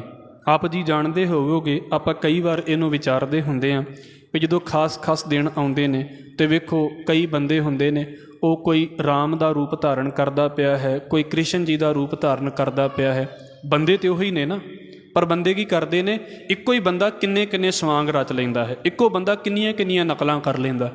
ਉਹ ਜਿਹੜਾ ਇੱਕ ਵਾਰ ਚੰਗਾ ਬਣਦਾ ਹੈ, ਦੂਜੀ ਵਾਰ ਬਿਲਕੁਲ ਹੀ ਉਹਦੇ ਤੋਂ ਵਿਲਨ ਬਣ ਜਾਂਦਾ ਹੈ। ਉਹਨੂੰ ਕੀ ਕਿਹਾ ਜਾਂਦਾ ਹੈ? ਇਕਸ ਤੇ ਬਹੁ ਰੂਪ ਕਰ। ਇੱਕ ਰੂਪ ਤੋਂ ਕਈ ਰੂਪ ਉਹਨਾਂ ਨੇ ਬਣਾ ਲਏ ਆਪਣੇ। ਬਹੁ ਰੂਪ ਕਰ, ਰੂਪ ਕੁਰੂਪੀ ਘਣੇ ਦਿਖਾਏ। ਘਣੇ ਹੋਰ ਵੀ ਕੁਝ ਰੂਪ ਜਿਹੜੇ ਨੇ ਕਰੂਪ ਹੋ ਗਏ ਉਹਨਾਂ ਦੇ। ਕਹਿਣ ਦਾ ਭਾਵ ਕੀ ਹੈ ਵੀ ਰਾਸਾਂ ਪਾਉਣ ਲੱਗ ਪਏ, ਮਤਲਬ ਨਾਟਕ ਕਰਨ ਲੱਗ ਪਏ, ਖੇਡਾਂ ਖੇਡਣ ਲੱਗ ਪਏ। ਇਹਦੇ ਬਾਰੇ ਅਸੀਂ ਆਸਾ ਦੀ ਵਾਰ ਦੇ ਵਿੱਚ ਪੜ੍ਹਿਆ ਹੈ, ਜਿਹੜਾ ਹੋ ਜਾਂਦਾ ਨਾ ਨਾਟਕਕਾਰ, ਉਹ ਨਾਟਕਕਾਰ ਹੀ ਹੋ ਜਾਂਦਾ ਹੈ। ਉਹਨੂੰ ਮਤਲਬ ਨਹੀਂ ਹੁੰਦਾ ਵੀ ਮੈਂ ਕਿਹਦੀ ਐਕਟਿੰਗ ਕਰਦਾ ਪਿਆ, ਉਹਨੂੰ ਬਹੁਤਾ ਪਤਾ ਵੀ ਨਹੀਂ ਹੁੰਦਾ। ਉਹ 4 ਦਿਨ ਰੱਬ ਦਾ ਰੋਲ ਕਰ ਲੈਂਦਾ ਹੈ, ਅਗਲੇ ਦਿਨ ਫਿਰ ਉੱਥੇ ਕਿਤੇ ਡਿੱਗਾ ਹੁੰਦਾ, ਉਹਨੂੰ ਪਤਾ ਹੀ ਨਹੀਂ ਵੀ ਮੈਂ ਰੋਲ ਕਿਹਦਾ ਕਰਕੇ ਹਟਿਆ। ਰੂਪ ਕਰੂਪੀ ਘਣੇ ਦਿਖਾਏ। ਕਈ ਕਰੂਪ ਧਾਰਨ ਕਰ ਲੈਂਦੇ ਨੇ, ਰਾਖਸ਼ਾਂ ਦੇ ਰੂਪ ਧਾਰਨ ਕਰ ਲਏ। ਬੰਦਾ ਇੱਕ ਹੈ, ਰਾਖਸ਼ ਦੀ ਐਕਟਿੰਗ ਕਰਨ ਲੱਗ ਪਿਆ ਅਤੇ ਰਾਖਸ਼ ਦਾ ਰੂਪ ਹੋ ਗਿਆ। ਰੂਪ ਕਰੂਪੀ ਘਣੇ ਦਿਖਾਏ, ਕਲਯੁਗ ਅੰਦਰ ਭਰਮ ਭੁਲਾਏ। ਇਹ ਵੀ ਭਾਵੇਂ ਸੰਨਿਆਸੀ ਨੇ, ਮਤਲਬ ਜਿਹੜੇ ਭਾਵੇਂ ਜੋਗੀ ਨੇ, ਇਹਦੇ ਤੋਂ ਇਲਾਵਾ ਹੋਰ ਕਈ ਸਰੇਵੜੇ ਨੇ ਜਿਨ੍ਹਾਂ ਨੇ ਸੱਚ ਦੇ ਰਸਤੇ ਨੂੰ ਨਹੀਂ ਸਮਝਿਆ ਅਤੇ ਆਪਣੀਆਂ ਮਰਜ਼ੀਆਂ ਹੀ ਕਰਦੇ ਰਹੇ। ਭਾਈ ਗੁਰਦਾਸ ਸਾਹਿਬ ਕਹਿੰਦੇ ਕਲਯੁਗ ਦੇ ਅੰਦਰ ਉਹ ਵੀ ਭਰਮ ਦੇ ਵਿੱਚ ਭਟਕਦੇ ਰਹੇ। ਹੁਣ ਵੀ ਇਹੋ ਹੀ ਹਾਲ ਹੋਵੇਗਾ, ਜਿਹੜੇ ਸਮਝਣਗੇ ਨਹੀਂ ਭਟਕਦੇ ਰਹਿਣਗੇ। ਫਿਰ ਅਗਲੀ ਗੱਲ, ਹਿੰਦੁਸਤਾਨ ਦੇ ਵਿੱਚ, ਕਿਉਂਕਿ ਇਹ ਹਿੰਦੁਸਤਾਨ ਦਾ ਮਤ ਨਹੀਂ ਹੈ, ਜਿੰਨਾ ਅਸੀਂ ਪਿੱਛੇ ਪੜ੍ਹ ਕੇ ਆਏ ਹਾਂ ਉਹ ਸਾਰੇ ਹਿੰਦੁਸਤਾਨ ਦੇ ਵਿੱਚ ਪੈਦਾ ਹੋਏ ਮਤ ਨੇ। ਵੇਦ ਮਤ ਹਿੰਦੁਸਤਾਨ ਦਾ, ਉਹਨੂੰ ਵੈਸੇ ਇੱਦਾਂ ਵੀ ਮੰਨਿਆ ਜਾਂਦਾ ਹੈ ਵੀ ਆਰਿਆਈ ਜਿਹੜੇ ਨੇ ਉਹ ਉਹਨਾਂ ਤੋਂ ਉਪਜਦੀ ਹੈ ਇਹ ਚੀਜ਼। ਪਰ ਇੱਦਾਂ ਕਹਿ ਲਈਏ ਵੀ ਹਿੰਦੁਸਤਾਨ ਦੇ ਵਿੱਚ ਦਰਾਵਿੜ ਸੰਸਥਾ ਪਹਿਲਾਂ ਚੱਲਦੀ ਪਈ ਹੈ, ਸੱਭਿਅਤਾ ਪਹਿਲਾਂ ਚੱਲਦੀ ਪਈ ਹੈ। ਵੇਦ ਜਿਹੜੇ ਨੇ ਉਹ ਲਗਭਗ ਅੱਜ ਦਾ ਜਿਹੜਾ ਪੰਜਾਬ ਹੈ ਉਹਦੀ ਧਰਤੀ ਦੇ ਉੱਤੇ ਰਚੇ ਗਏ ਨੇ। ਇਲਾਕਾ ਵੱਖਰਾ ਵੱਖਰਾ ਹੋ ਸਕਦਾ ਹੈ, ਇਹ ਪੜ੍ਹਾਈਆਂ ਦੇ ਪਾਸੇ ਨੇ। ਜੈਨ ਮਤ ਹਿੰਦੁਸਤਾਨ 'ਚ ਪੈਦਾ ਹੋਇਆ, ਬੁੱਧ ਮਤ ਹਿੰਦੁਸਤਾਨ 'ਚ ਪੈਦਾ ਹੋਇਆ, ਪਰ ਇਸਲਾਮ ਮਤ ਹਿੰਦੁਸਤਾਨ 'ਚ ਪੈਦਾ ਨਹੀਂ ਹੋਇਆ, ਇਹ ਅਰਬ ਦੇ ਵਿੱਚ ਪੈਦਾ ਹੋਇਆ। ਅਸੀਂ ਇਹਨੂੰ ਸੰਖੇਪ ਸਮਝਾਂਗੇ। ਬਹੁ ਵਾਟੀ ਜਗ ਚੱਲਿਆ ਤਬ ਹੀ ਭਏ ਮੁਹੰਮਦ ਯਾਰਾ। ਜਦੋਂ ਸੰਸਾਰ ਇੱਦਾਂ ਕਹਿ ਲਈਏ ਵੀ ਬੜੇ ਰਸਤਿਆਂ ਦੇ ਵੱਲ ਨੂੰ ਤੁਰ ਪਿਆ ਨਾ, ਤੇ ਫਿਰ ਕੀ ਹੋ ਗਿਆ? ਫਿਰ ਕਹਿੰਦੇ ਨੇ ਵੀ ਮੁਹੰਮਦ ਸਾਹਿਬ ਅਤੇ ਉਹਦੇ ਅੱਗੇ ਜਿਹੜੇ 4 ਅਨੁਯਾਈ ਨੇ ਜਿਨ੍ਹਾਂ ਨੂੰ ਖਲੀਫਾ ਕਿਹਾ ਜਾਂਦਾ ਹੈ, ਉਹ ਪੈਦਾ ਹੋ ਗਏ। ਇਹ ਵੀ ਆਪ ਜੀ ਦੇ ਅੱਗੇ ਰੱਖ ਦੇਵਾਂ। ਅਸਲ ਦੇ ਵਿੱਚ ਮੁਹੰਮਦ ਸਾਹਿਬ ਦਾ ਹਵਾਲਾ ਦੇ ਕੇ ਤੇ ਭਾਈ ਕਾਹਨ ਸਿੰਘ ਨਾਭਾ ਨੇ ਬੋਲਿਆ ਹੈ ਕਿ ਜਿਹੜੇ ਇਹਨਾਂ ਤੋਂ ਪਹਿਲਾਂ ਵਾਲੇ ਫਿਰਕੇ ਸੀ ਉਹਨਾਂ ਦੀਆਂ 72 ਸ਼ਾਖਾਵਾਂ ਸੀ, 72 ਬ੍ਰਾਂਚਸ ਕਹਿ ਲਈਏ ਉਹਨਾਂ ਦੀਆਂ। ਅਤੇ ਮੁਹੰਮਦ ਸਾਹਿਬ ਨੇ ਕਿਹਾ ਵੀ ਮੇਰੀਆਂ 73 ਹੋਣਗੀਆਂ, ਪਰ ਉਹਨਾਂ ਦੇ ਵਿੱਚੋਂ ਬਚੇਗਾ ਉਹੀ ਜਿਹੜਾ ਮੇਰੇ ਰਸਤੇ ਦੇ ਉੱਤੇ ਚੱਲੇਗਾ, ਬਚੇਗਾ ਇੱਕ ਹੀ, ਹੋਣਗੀਆਂ 73। ਮਹਾਨ ਕੋਸ਼ ਦਾ ਇਹ ਹਵਾਲਾ ਹੈ। ਇੱਦਾਂ ਕਹਿ ਲਈਏ ਬਹੁ ਵਾਟੀ ਜਗ ਚੱਲਿਆ ਤਬ ਹੀ ਭਏ ਮੁਹੰਮਦ ਯਾਰਾ, ਕੌਮ 72 ਸੰਗ ਕਰ। ਵੈਸੇ ਜਿਹੜਾ ਯਾਰ ਲਫ਼ਜ਼ ਹੈ ਨਾ, ਮਿੱਤਰ, ਇਹ ਅਰਬੀ ਦਾ ਲਫ਼ਜ਼ ਹੈ, ਸਾਡੇ ਵਿੱਚ ਬੜਾ ਪ੍ਰਚਲਿਤ ਹੋ ਗਿਆ ਹੈ। ਯਈਏ ਦੇ ਨਾਲ ਯਾਰ ਲਿਖਿਆ ਜਾਵੇ ਤਾਂ ਉਹਦਾ ਮਤਲਬ ਹੁੰਦਾ ਹੈ ਮਿੱਤਰ, ਜੱਜੇ ਦੇ ਨਾਲ ਜਾਰ ਲਿਖਿਆ ਜਾਵੇ ਤਾਂ ਉਹਦਾ ਮਤਲਬ ਹੁੰਦਾ ਹੈ ਕਰੈਕਟਰਲੈਸ ਬੰਦਾ। ਇਹ ਫਰਕ ਹੈ ਦੋਵਾਂ ਦੇ ਪਾਸੇ। ਜਦੋਂ ਗੁਰਬਾਣੀ ਦਾ ਪਾਠ ਕਰਾਂਗੇ ਸਾਨੂੰ ਸਮਝ ਹੋਣਾ ਚਾਹੀਦਾ ਹੈ। ਕੌਮ 72 ਸੰਗ ਕਰ, ਅੱਗੋਂ ਉਹ ਕੌਮ ਜਿਹੜੀ ਹੈ ਉਹਨਾਂ ਦੇ 72 ਫਿਰਕੇ ਬਣ ਗਏ। ਬਹੁਵਿਧ ਵੈਰ ਵਿਰੋਧ ਪਸਾਰਾ, ਅਤੇ ਉਹਨਾਂ ਦੀ ਆਪਸ ਦੇ ਵਿੱਚ ਵੀ ਬੜੀ ਵੈਰ, ਬੜਾ ਵਿਰੋਧ। ਅਸਲ ਦੇ ਵਿੱਚ ਇਸਲਾਮ ਮਤ ਉਹਨਾਂ ਦੇ ਆਪਸੀ ਫਿਰਕੇ ਵੀ ਇੱਕ ਦੂਸਰੇ ਨਾਲ ਬਹੁਤ ਖਹਿਬਾਜ਼ੀ ਰੱਖਦੇ ਨੇ। ਬਾਹਰਦਿਆਂ ਦੇ ਨਾਲ ਤਾਂ ਚਲੋ ਹੈ ਹੀ ਹੈ, ਉਹਨਾਂ ਦੀ ਆਪਸ ਦੇ ਵਿੱਚ ਵੀ ਬੜੀ ਲੜਾਈ ਹੈ ਇੱਕ ਦੂਸਰੇ ਦੇ ਨਾਲ। ਬਹੁਵਿਧ ਵੈਰ ਵਿਰੋਧ ਪਸਾਰਾ, ਰੋਜ਼ੇ ਈਦ ਨਮਾਜ਼ ਕਰ, ਕਰਮੀ ਬੰਦ ਕੀਆ ਸੰਸਾਰਾ। ਇਸਲਾਮ ਦੀਆਂ ਬੇਸਿਕ ਜੀਆਂ ਗੱਲਾਂ ਨੇ ਜਿਹਦੇ ਵਿੱਚ ਰੋਜ਼ੇ ਰੱਖਦੇ ਨੇ। ਮੰਨਿਆ ਜਾਂਦਾ ਵੀ ਰੋਜ਼ੇ ਰੱਖਣ ਦੇ ਨਾਲ ਪਾਪਾਂ ਤੋਂ ਮੁਕਤੀ ਹੁੰਦੀ ਹੈ, ਇਹ ਉਹਨਾਂ ਦਾ ਖਿਆਲ ਹੈ। ਇੱਥੇ ਹਿੰਦੂ ਮਤ ਦੇ ਵਿੱਚ ਵੀ ਵਰਤ ਰੱਖਣ ਦੀ ਗੱਲ ਆਉਂਦੀ ਹੈ। ਇੱਦਾਂ ਉਹ ਰੋਜ਼ੇ ਰੱਖਦੇ ਨੇ। ਈਦ, ਖਾਸ ਖਾਸ ਜਿਹੜੇ ਤਿਉਹਾਰ ਹੁੰਦੇ ਨੇ ਉਹਨਾਂ ਦੇ, ਨਮਾਜ਼, 5 ਵਕਤ ਦੀਆਂ ਨਮਾਜ਼ਾਂ, ਇਹ ਸਾਰਾ ਕੁਝ ਕਰਕੇ ਇਹ ਬੇਸਿਕ ਸਿਧਾਂਤ ਦੇ ਕੇ ਕਰਮੀ ਬੰਦ ਕੀਆ ਸੰਸਾਰਾ, ਸਾਰਾ ਸੰਸਾਰ ਇਹਨਾਂ ਕਰਮਾਂ ਦੇ ਵਿੱਚ ਬੰਦ ਕਰ ਦਿੱਤਾ ਵੀ ਭਾਈ ਆਹ ਕੰਮ ਕਰਨਾ ਹੀ ਹੈ। ਜਿਹਨੂੰ ਅਸੀਂ ਆਸਾ ਦੀ ਵਾਰ ਦੇ ਵਿੱਚ ਪੜ੍ਹਦੇ ਹਾਂ, ਮੁਸਲਮਾਨਾਂ ਸਿਫਤ ਸ਼ਰੀਅਤ ਪੜ੍ਹ ਪੜ੍ਹ ਕਰਹਿ ਵਿਚਾਰ। ਉਹ ਕਹਿੰਦੇ ਨੇ ਬੰਦੇ ਸੇਜ ਪਵਹਿ ਵਿੱਚ ਬੰਦੀ ਵੇਖਣ ਕੋ ਦੀਦਾਰ। ਸ਼ਰ੍ਹਾ ਦੇ ਵਿੱਚ ਚੱਲਣ ਵਾਲੇ ਦੀ ਬੜੀ ਤਾਰੀਫ ਕਰਦੇ ਨੇ ਮੁਸਲਮਾਨ। ਉਹਨੂੰ ਕਹਿੰਦੇ ਨੇ ਭਾਈ ਗੁਰਦਾਸ ਕਰਮੀ ਬੰਦ ਕੀਆ ਸੰਸਾਰਾ, ਸੰਸਾਰ ਕਰਮਾਂ ਦੇ ਵਿੱਚ ਬੰਨ੍ਹ ਦਿੱਤਾ, ਸ਼ਰੀਅਤ ਦੇ ਵਿੱਚ ਬੰਨ੍ਹ ਦਿੱਤਾ। ਇਸਲਾਮੀ ਪਰੰਪਰਾ। ਪੀਰ ਪੈਗੰਬਰ ਔਲੀਏ, ਗੌਸ ਕੁਤਬ ਬਹੁ ਭੇਖ ਸਵਾਰ। ਹੁਣ ਇਹਨਾਂ ਦੇ ਵਿੱਚ ਫਿਰ ਪੀਰ ਆ ਜਾਂਦੇ ਨੇ। ਪੀਰ ਦਾ ਮਤਲਬ ਗੁਰੂ, ਪੈਗੰਬਰ ਦਾ ਮਤਲਬ, ਪੈਗੰਬਰ ਸ਼ਬਦ ਤੋਂ ਬਣਿਆ ਹੈ। ਪੈਗੰਬਰ ਦਾ ਮਤਲਬ ਹੁੰਦਾ ਹੈ ਪੈਗਾਮ ਦੇਣ ਵਾਲਾ। ਜਿਹੜਾ ਰੱਬ ਦੇ ਪੈਗਾਮ ਨੂੰ ਦੁਨੀਆ ਨੂੰ ਸੁਣਾਉਂਦਾ ਹੈ ਉਹਨੂੰ ਕਿਹਾ ਜਾਂਦਾ ਹੈ ਪੈਗੰਬਰ। ਇਸ ਕਰਕੇ ਮੁਹੰਮਦ ਸਾਹਿਬ ਨੂੰ ਉਹ ਪੈਗੰਬਰ ਮੰਨਦੇ ਨੇ।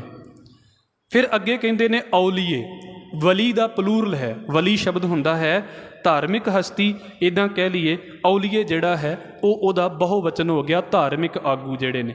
ਗੌਸ ਇੱਕ ਫਕੀਰਾਂ ਦਾ, ਪੀਰਾਂ ਦਾ ਇੱਕ ਰੁਤਬਾ ਹੈ। ਜਿੱਦਾਂ ਸਾਡੇ ਸਾਧੂ ਨੇ ਉਹਨਾਂ ਦੇ ਵਿੱਚ ਗੌਸ ਹੁੰਦੇ ਨੇ। ਇਹ ਮੰਨਿਆ ਜਾਂਦਾ ਹੈ, ਭਾਈ ਕਾਹਨ ਸਿੰਘ ਨਾਭਾ ਦਾ ਵੀ ਇਹਦੇ ਬਾਰੇ ਹਵਾਲਾ ਹੈ ਕਿ ਗੌਸ ਜਿਹੜੇ ਨੇ ਉਹ ਇੱਦਾਂ ਦੀ ਭਗਤੀ ਕਰਦੇ ਨੇ ਵੀ ਆਪਣੇ ਸਰੀਰ ਦੇ ਅੰਗ ਵੀ ਆਪਣੇ ਨਾਲੋਂ ਵੱਖਰੇ ਕਰ ਲੈਂਦੇ ਨੇ। ਕਰ ਲੈਂਦੇ ਕਿ ਨਹੀਂ ਕਰ ਲੈਂਦੇ ਉਹ ਮਸਲਾ ਨਹੀਂ, ਉਹਨਾਂ ਦੇ ਬਾਰੇ ਇਹ ਰਵਾਇਤ ਪ੍ਰਚਲਿਤ ਹੈ। ਕੁਤਬ ਬਹੁ ਸ਼ੇਖ ਸਵਾਰਾ, ਇਹ ਬਹੁ ਭੇਖ ਸਵਾਰਾ। ਇੱਦਾਂ ਜਿਹੜੇ ਨੇ ਨਾ ਹੋਰ ਕਈ ਭੇਖ ਕਰਨ ਵਾਲੇ ਆ ਗਏ, ਗੌਸ ਆ ਗਏ, ਕੁਤਬ ਆ ਗਏ, ਇਹੋ ਜਿਹੇ ਬੰਦੇ। ਫਿਰ ਵੇਖੋ ਨਾਲ ਕੀ ਹੈ, ਠਾਕੁਰ ਦੁਆਰੇ ਢਾਹ ਕੇ ਤੇ ਠੌੜੀ ਮਾਸੀਤ ਉਸਾਰਾ।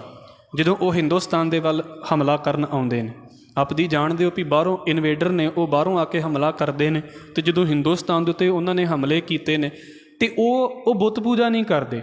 ਇੱਥੋਂ ਦੀ ਬੁੱਤ ਪੂਜਾ ਉਹਨਾਂ ਨੂੰ ਬੜੀ ਦਿੱਕਤ ਕਰਦੀ ਹੈ।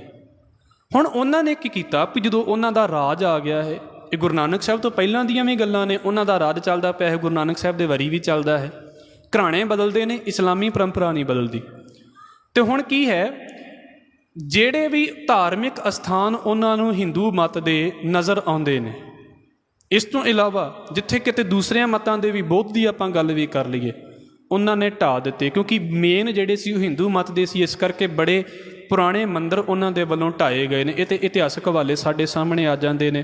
ਮਥੁਰਾ ਦੇ ਮੰਦਰ ਦੀ ਗੱਲ ਆਉਂਦੀ ਹੈ, ਕਾਸ਼ੀ ਦੇ ਕਈ ਮੰਦਰ ਜਿਹੜੇ ਨੇ ਤੋੜੇ ਗਏ ਨੇ ਉਹਨਾਂ ਦੇ ਵੱਲੋਂ। ਹਿੰਦੁਸਤਾਨ ਦੇ ਵਿੱਚ ਇੱਕ ਮਸਲਾ ਸੀ, ਹੁਣ ਥੋੜ੍ਹਾ ਜਿਹਾ ਸ਼ਾਇਦ ਉਹਦਾ ਹੱਲ ਹੋਇਆ ਹੈ, ਜਿਸ ਬਾਬਰੀ ਮਸਜਿਦ ਦਾ ਮਸਲਾ ਸੀ। ਮੰਨਿਆ ਜਾਂਦਾ ਹੈ ਵੀ ਉਸ ਵੇਲੇ ਉੱਥੇ ਮੰਦਰ ਨੂੰ ਢਾਹ ਕੇ ਤੇ ਫਿਰ ਮਸਜਿਦ ਉਸਾਰੀ ਗਈ। ਅਸੀਂ ਇਸ ਗੱਲ ਦੇ ਨਾਲ ਸਹਿਮਤ ਹਾਂ ਜਾਂ ਨਹੀਂ ਹਾਂ, ਸਾਨੂੰ ਨਹੀਂ ਇਹਦੇ ਨਾਲ ਮਤਲਬ ਹੈਗਾ ਵੀ ਉੱਥੇ ਮਸਜਿਦ ਹੈ ਸੀ, ਮੰਦਰ ਹੈ ਸੀ, ਉਹ ਸਾਡਾ ਮਸਲਾ ਨਹੀਂ। ਸਿਰਫ ਇੱਕ ਲੜਾਈ ਹੈ ਜਿਹੜੀ ਏਡੀ ਵੱਡੀ ਚੱਲੀ, ਤਾਂ ਹੁਣ ਪਿਛਲੇ ਸਾਲ ਉਹਦੇ ਉੱਤੇ ਫੈਸਲਾ ਆਇਆ ਹੈ, ਜੋ ਆਪ ਜੀ ਸਾਰੇ ਲਗਭਗ ਇਹਦੇ ਬਾਰੇ ਜਾਣਦੇ ਹੋ। ਗੱਲ ਉੱਥੇ ਇਹ ਚੱਲਦੀ ਪਈ ਹੈ ਵੀ ਧਾਰਮਿਕ ਅਸਥਾਨਾਂ ਨੂੰ ਢਾਹ ਕੇ ਉੱਥੇ ਆਪਣੇ ਧਾਰਮਿਕ ਅਸਥਾਨ ਜਿਹੜੇ ਨੇ ਉਹ ਉਹਨਾਂ ਦੇ ਵੱਲੋਂ ਇਸਾਰੇ ਗਏ ਨੇ, ਇਹ ਧੱਕੇ 'ਤੇ ਕੀਤੇ ਗਏ ਨੇ। ਅਤੇ ਇਹ ਠੌੜੀ ਮਾਸੀਤ ਉਸਾਰਾ, ਮਾਰਨ ਗਊ ਗਰੀਬ ਨੂੰ। ਅਤੇ ਇੱਕ ਤਾਂ ਉਹਨਾਂ ਦੇ ਵਿੱਚ ਬੇਤਰਸੀ ਇਸ ਪਾਸੇ ਦੀ ਬੜੀ ਸੀ, ਕਿਉਂਕਿ ਹਮਲਾਵਰ ਸੀ, ਗਰੀਬਾਂ ਨੂੰ ਵੀ ਨਿਚੋੜਿਆ ਗਿਆ ਚੰਗੀ ਤਰ੍ਹਾਂ। ਅਤੇ ਗਊ ਗਰੀਬ ਦਾ ਮਤਲਬ ਹੁੰਦਾ ਵੀ ਨਿਤਾਣਾ ਜਿਹਾ। ਵੈਸੇ ਤਾਂ ਉਹ ਗਊਆਂ ਨੂੰ ਵੀ ਮਾਰਦੇ ਨੇ ਸਾਡਾ, ਕਿਉਂਕਿ ਸਾਡਾ ਗਊ ਇਸ਼ਟ ਨਹੀਂ ਹੈ। ਮੈਂ ਇਸ ਕਰਕੇ ਕਹਿ ਰਿਹਾ ਹਾਂ, ਜਿਨ੍ਹਾਂ ਦੇ ਲਈ ਗਊ ਇਸ਼ਟ ਹੈ ਮੁਬਾਰਕ ਹੋਵੇ ਉਹਨਾਂ ਨੂੰ, ਸਾਡਾ ਗਊ ਇਸ਼ਟ ਨਹੀਂ ਹੈ। ਹਿੰਦੁਸਤਾਨ ਦੇ ਵਿੱਚ ਇੱਕ ਲੜਾਈ ਇੱਦਾਂ ਹੋਈ ਸੀ ਕਿ ਉਸ ਵੇਲੇ ਹਿੰਦੁਸਤਾਨ ਦੇ ਉੱਤੇ ਹਮਲਾ ਕਰਨ ਦੇ ਲਈ ਮੁਸਲਮਾਨ ਆਉਂਦੇ ਨੇ, ਅਤੇ ਇੱਥੋਂ ਦੇ ਜਿਹੜੇ ਅੱਗੇ ਹਮਲਾ ਡਿਫੈਂਸ ਕਰਨ ਵਾਲੇ ਸੀ, ਉਹਨਾਂ ਨੇ ਸੋਚਿਆ ਵੀ ਇਹਨਾਂ ਦੇ ਅੱਗੇ ਨਾ ਗਾਵਾਂ ਲਾ ਦਿੰਦੇ ਆ ਵੀ ਜਾਨਵਰ ਸਮਝ ਕੇ ਹਮਲਾ ਨਹੀਂ ਕਰਨਗੇ। ਉਹਨਾਂ ਨਾਲੇ ਤਾਂ ਗਾਵਾਂ ਮਾਰੀਆਂ, ਨਾਲੇ ਫਿਰ ਹਮਲਾ ਕਰ ਦਿੱਤਾ। ਔਰ ਹਿੰਦੁਸਤਾਨ ਕਈ ਸਦੀਆਂ ਗੁਲਾਮ ਹੋਇਆ ਇਸੇ ਚੀਜ਼ ਦੇ ਚੱਕਰ ਦੇ ਵਿੱਚ। ਇਸ ਕਰਕੇ ਕਹਿੰਦੇ ਨੇ ਵੀ ਉਹਨਾਂ ਨੇ, ਕਿਉਂਕਿ ਜਿਹੜਾ ਹਮਲਾਵਰ ਹੈ ਉਹ ਇਹ ਨਹੀਂ ਵੇਖੇਗਾ ਵੀ ਧਰਮ ਕੀ ਹੈ ਅਤੇ ਕੀ ਹੈ। ਮਾਰਨ ਗਊ ਗਰੀਬ ਨੂੰ ਧਰਤੀ ਨੂੰ, ਮਾਰਨ ਗਊ ਗਰੀਬ ਨੂੰ ਧਰਤੀ ਉੱਪਰ ਪਾਪ ਬਿਥਾਰਾ। ਬੜਾ ਪਾਪ ਪਰਤ ਗਿਆ ਧਰਤੀ ਦੇ ਉੱਤੇ ਵੀ ਕਈ ਤਰੀਕਿਆਂ ਦੇ ਕਸ਼ਟ, ਕਈ ਤਰੀਕਿਆਂ ਦੀਆਂ ਜਿਹੜੀਆਂ ਸਜ਼ਾਵਾਂ ਨੇ ਉਹ ਲੋਕਾਂ ਨੂੰ ਦਿੱਤੀਆਂ ਜਾਂਦੀਆਂ, ਸੁਣਦਾ ਕੋਈ ਵੀ ਨਹੀਂ। ਕਾਫਰ ਮੁਲਹਦ ਇਰਮਨੀ, ਰੂਮੀ ਜੰਗੀ ਦੁਸ਼ਮਣਦਾਰਾ। ਇੱਕ ਦੂਸਰੇ ਨੂੰ ਕਾਫਰ ਕਹਿਣ ਦੀ ਬਿਰਤੀ ਵੀ ਆਪ ਮੈਂ ਮੋਮਨ, ਬਾਕੀ ਸਾਰੇ ਕਾਫਰ ਨੇ। ਮੁਲਹਦ ਵੀ ਇੱਦਾਂ ਹੀ, ਉਹ ਦੂਜੇ ਉਹਨਾਂ ਨੂੰ ਬੇਦੀਨ ਲੱਗਦੇ ਨੇ। ਇਰਮਨੀ ਅਤੇ ਰੂਮੀ, ਈਰਾਨ ਦੇ ਨਾਲ ਸੰਬੰਧਿਤ, ਰੋਮ ਦੇ ਨਾਲ ਸੰਬੰਧਿਤ। ਰੂਮੀ ਜੰਗੀ ਦੁਸ਼ਮਣਦਾਰਾ, ਰੂਮੀ ਜੰਗੀ ਲਫ਼ਜ਼ ਇਕੱਠਾ ਵਰਤਿਆ ਗਿਆ ਹੈ। ਭਾਈ ਕਾਹਨ ਸਿੰਘ ਨਾਭਾ 'ਤੇ ਕਹਿੰਦੇ ਨੇ ਵੀ ਰੰਗਾਂ ਦੀਆਂ ਲੜਾਈਆਂ, ਵੀ ਸਾਡਾ ਰੰਗ ਚੰਗਾ, ਤੁਹਾਡਾ ਰੰਗ ਚੰਗਾ, ਗੋਰੇ ਕਾਲੇ ਰੰਗ ਦੀਆਂ ਲੜਾਈਆਂ। ਇਹ ਤਾਂ ਜਿਹੜਾ ਹੈ ਅਜੇ ਵੀ ਬੜਾ ਪ੍ਰਚਲਿਤ ਹੈ। ਦੁਸ਼ਮਣਦਾਰਾ, ਔਰਤਾਂ ਦੇ ਪਿੱਛੇ ਲੜਾਈਆਂ, ਇਹ ਸਾਰਾ ਕੁਝ ਬੜੇ ਵੱਡੇ ਤੌਰ ਦੇ ਉੱਤੇ ਪ੍ਰਚਲਿਤ ਰਿਹਾ। ਪਾਪੇ ਦਾ ਵਰਤਿਆ ਵਰਤਾਰਾ, ਵੀ ਪਾਪ ਦਾ ਵਰਤਾਰਾ ਵਰਤ ਗਿਆ। ਇਹ ਗੁਰੂ ਨਾਨਕ ਸਾਹਿਬ ਤੋਂ ਪਹਿਲਾਂ ਦੀ ਹਾਲਤ ਹੈ। ਬੋਧ ਦੀ ਗੱਲ, ਜੈਨੀਆਂ ਦੀ ਗੱਲ, ਨਾਥਾਂ ਦੀ ਗੱਲ, ਸਾਧੂਆਂ ਦੀ ਗੱਲ, ਅਤੇ ਫਿਰ ਇਸਲਾਮ ਮਤ ਦੀ ਹਿੰਦੁਸਤਾਨ ਦੇ ਵਿੱਚ ਆਉਣ ਦੀ ਗੱਲ, ਇਹ ਸਾਰੀ ਹੋ ਗਈ। ਹੁਣ ਜਦੋਂ ਹਿੰਦੂ ਮਤ ਅਤੇ ਇਸਲਾਮ ਮਤ ਆਪਸ ਦੇ ਵਿੱਚ ਇਕੱਠੇ ਹੁੰਦੇ ਨੇ, ਕਹਿਣ ਦਾ ਭਾਵ ਜਦੋਂ ਇੱਕ ਵਿਚਾਰਾਂ ਆਪਸ ਦੇ ਵਿੱਚ ਮਿਲਦੀਆਂ ਨੇ ਵੀ ਉਹ ਕੁਝ ਹੋਰ ਕਰਦੇ ਨੇ, ਦੂਜੇ ਕੁਝ ਹੋਰ ਕਰਦੇ ਨੇ, ਫਿਰ ਕੀ ਵਾਪਰਦਾ ਹੈ, ਇਹਨਾਂ ਨੂੰ ਅਸੀਂ ਕੱਲ੍ਹ ਦੇ ਸਮੇਂ ਦੇ ਵਿੱਚ ਸਮਝ ਕੇ ਅਤੇ ਫਿਰ ਲਗਭਗ ਅਗਲੇ ਪਾਸੇ ਤੋਂ ਫਿਰ ਜੋ ਹੈ ਉਹ ਗੁਰੂ ਨਾਨਕ ਸਾਹਿਬ ਮਹਾਰਾਜ ਜੀ ਦਾ ਪ੍ਰਕਾਸ਼ ਦੀ ਵਿਚਾਰ ਆਰੰਭ ਹੋ ਜਾਂਦੀ ਹੈ।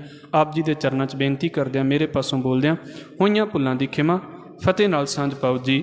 ਵਾਹਿਗੁਰੂ ਜੀ ਕਾ ਖਾਲਸਾ, ਵਾਹਿਗੁਰੂ ਜੀ ਕੀ ਫਤਿਹ। ਸਤਿਨਾਮ।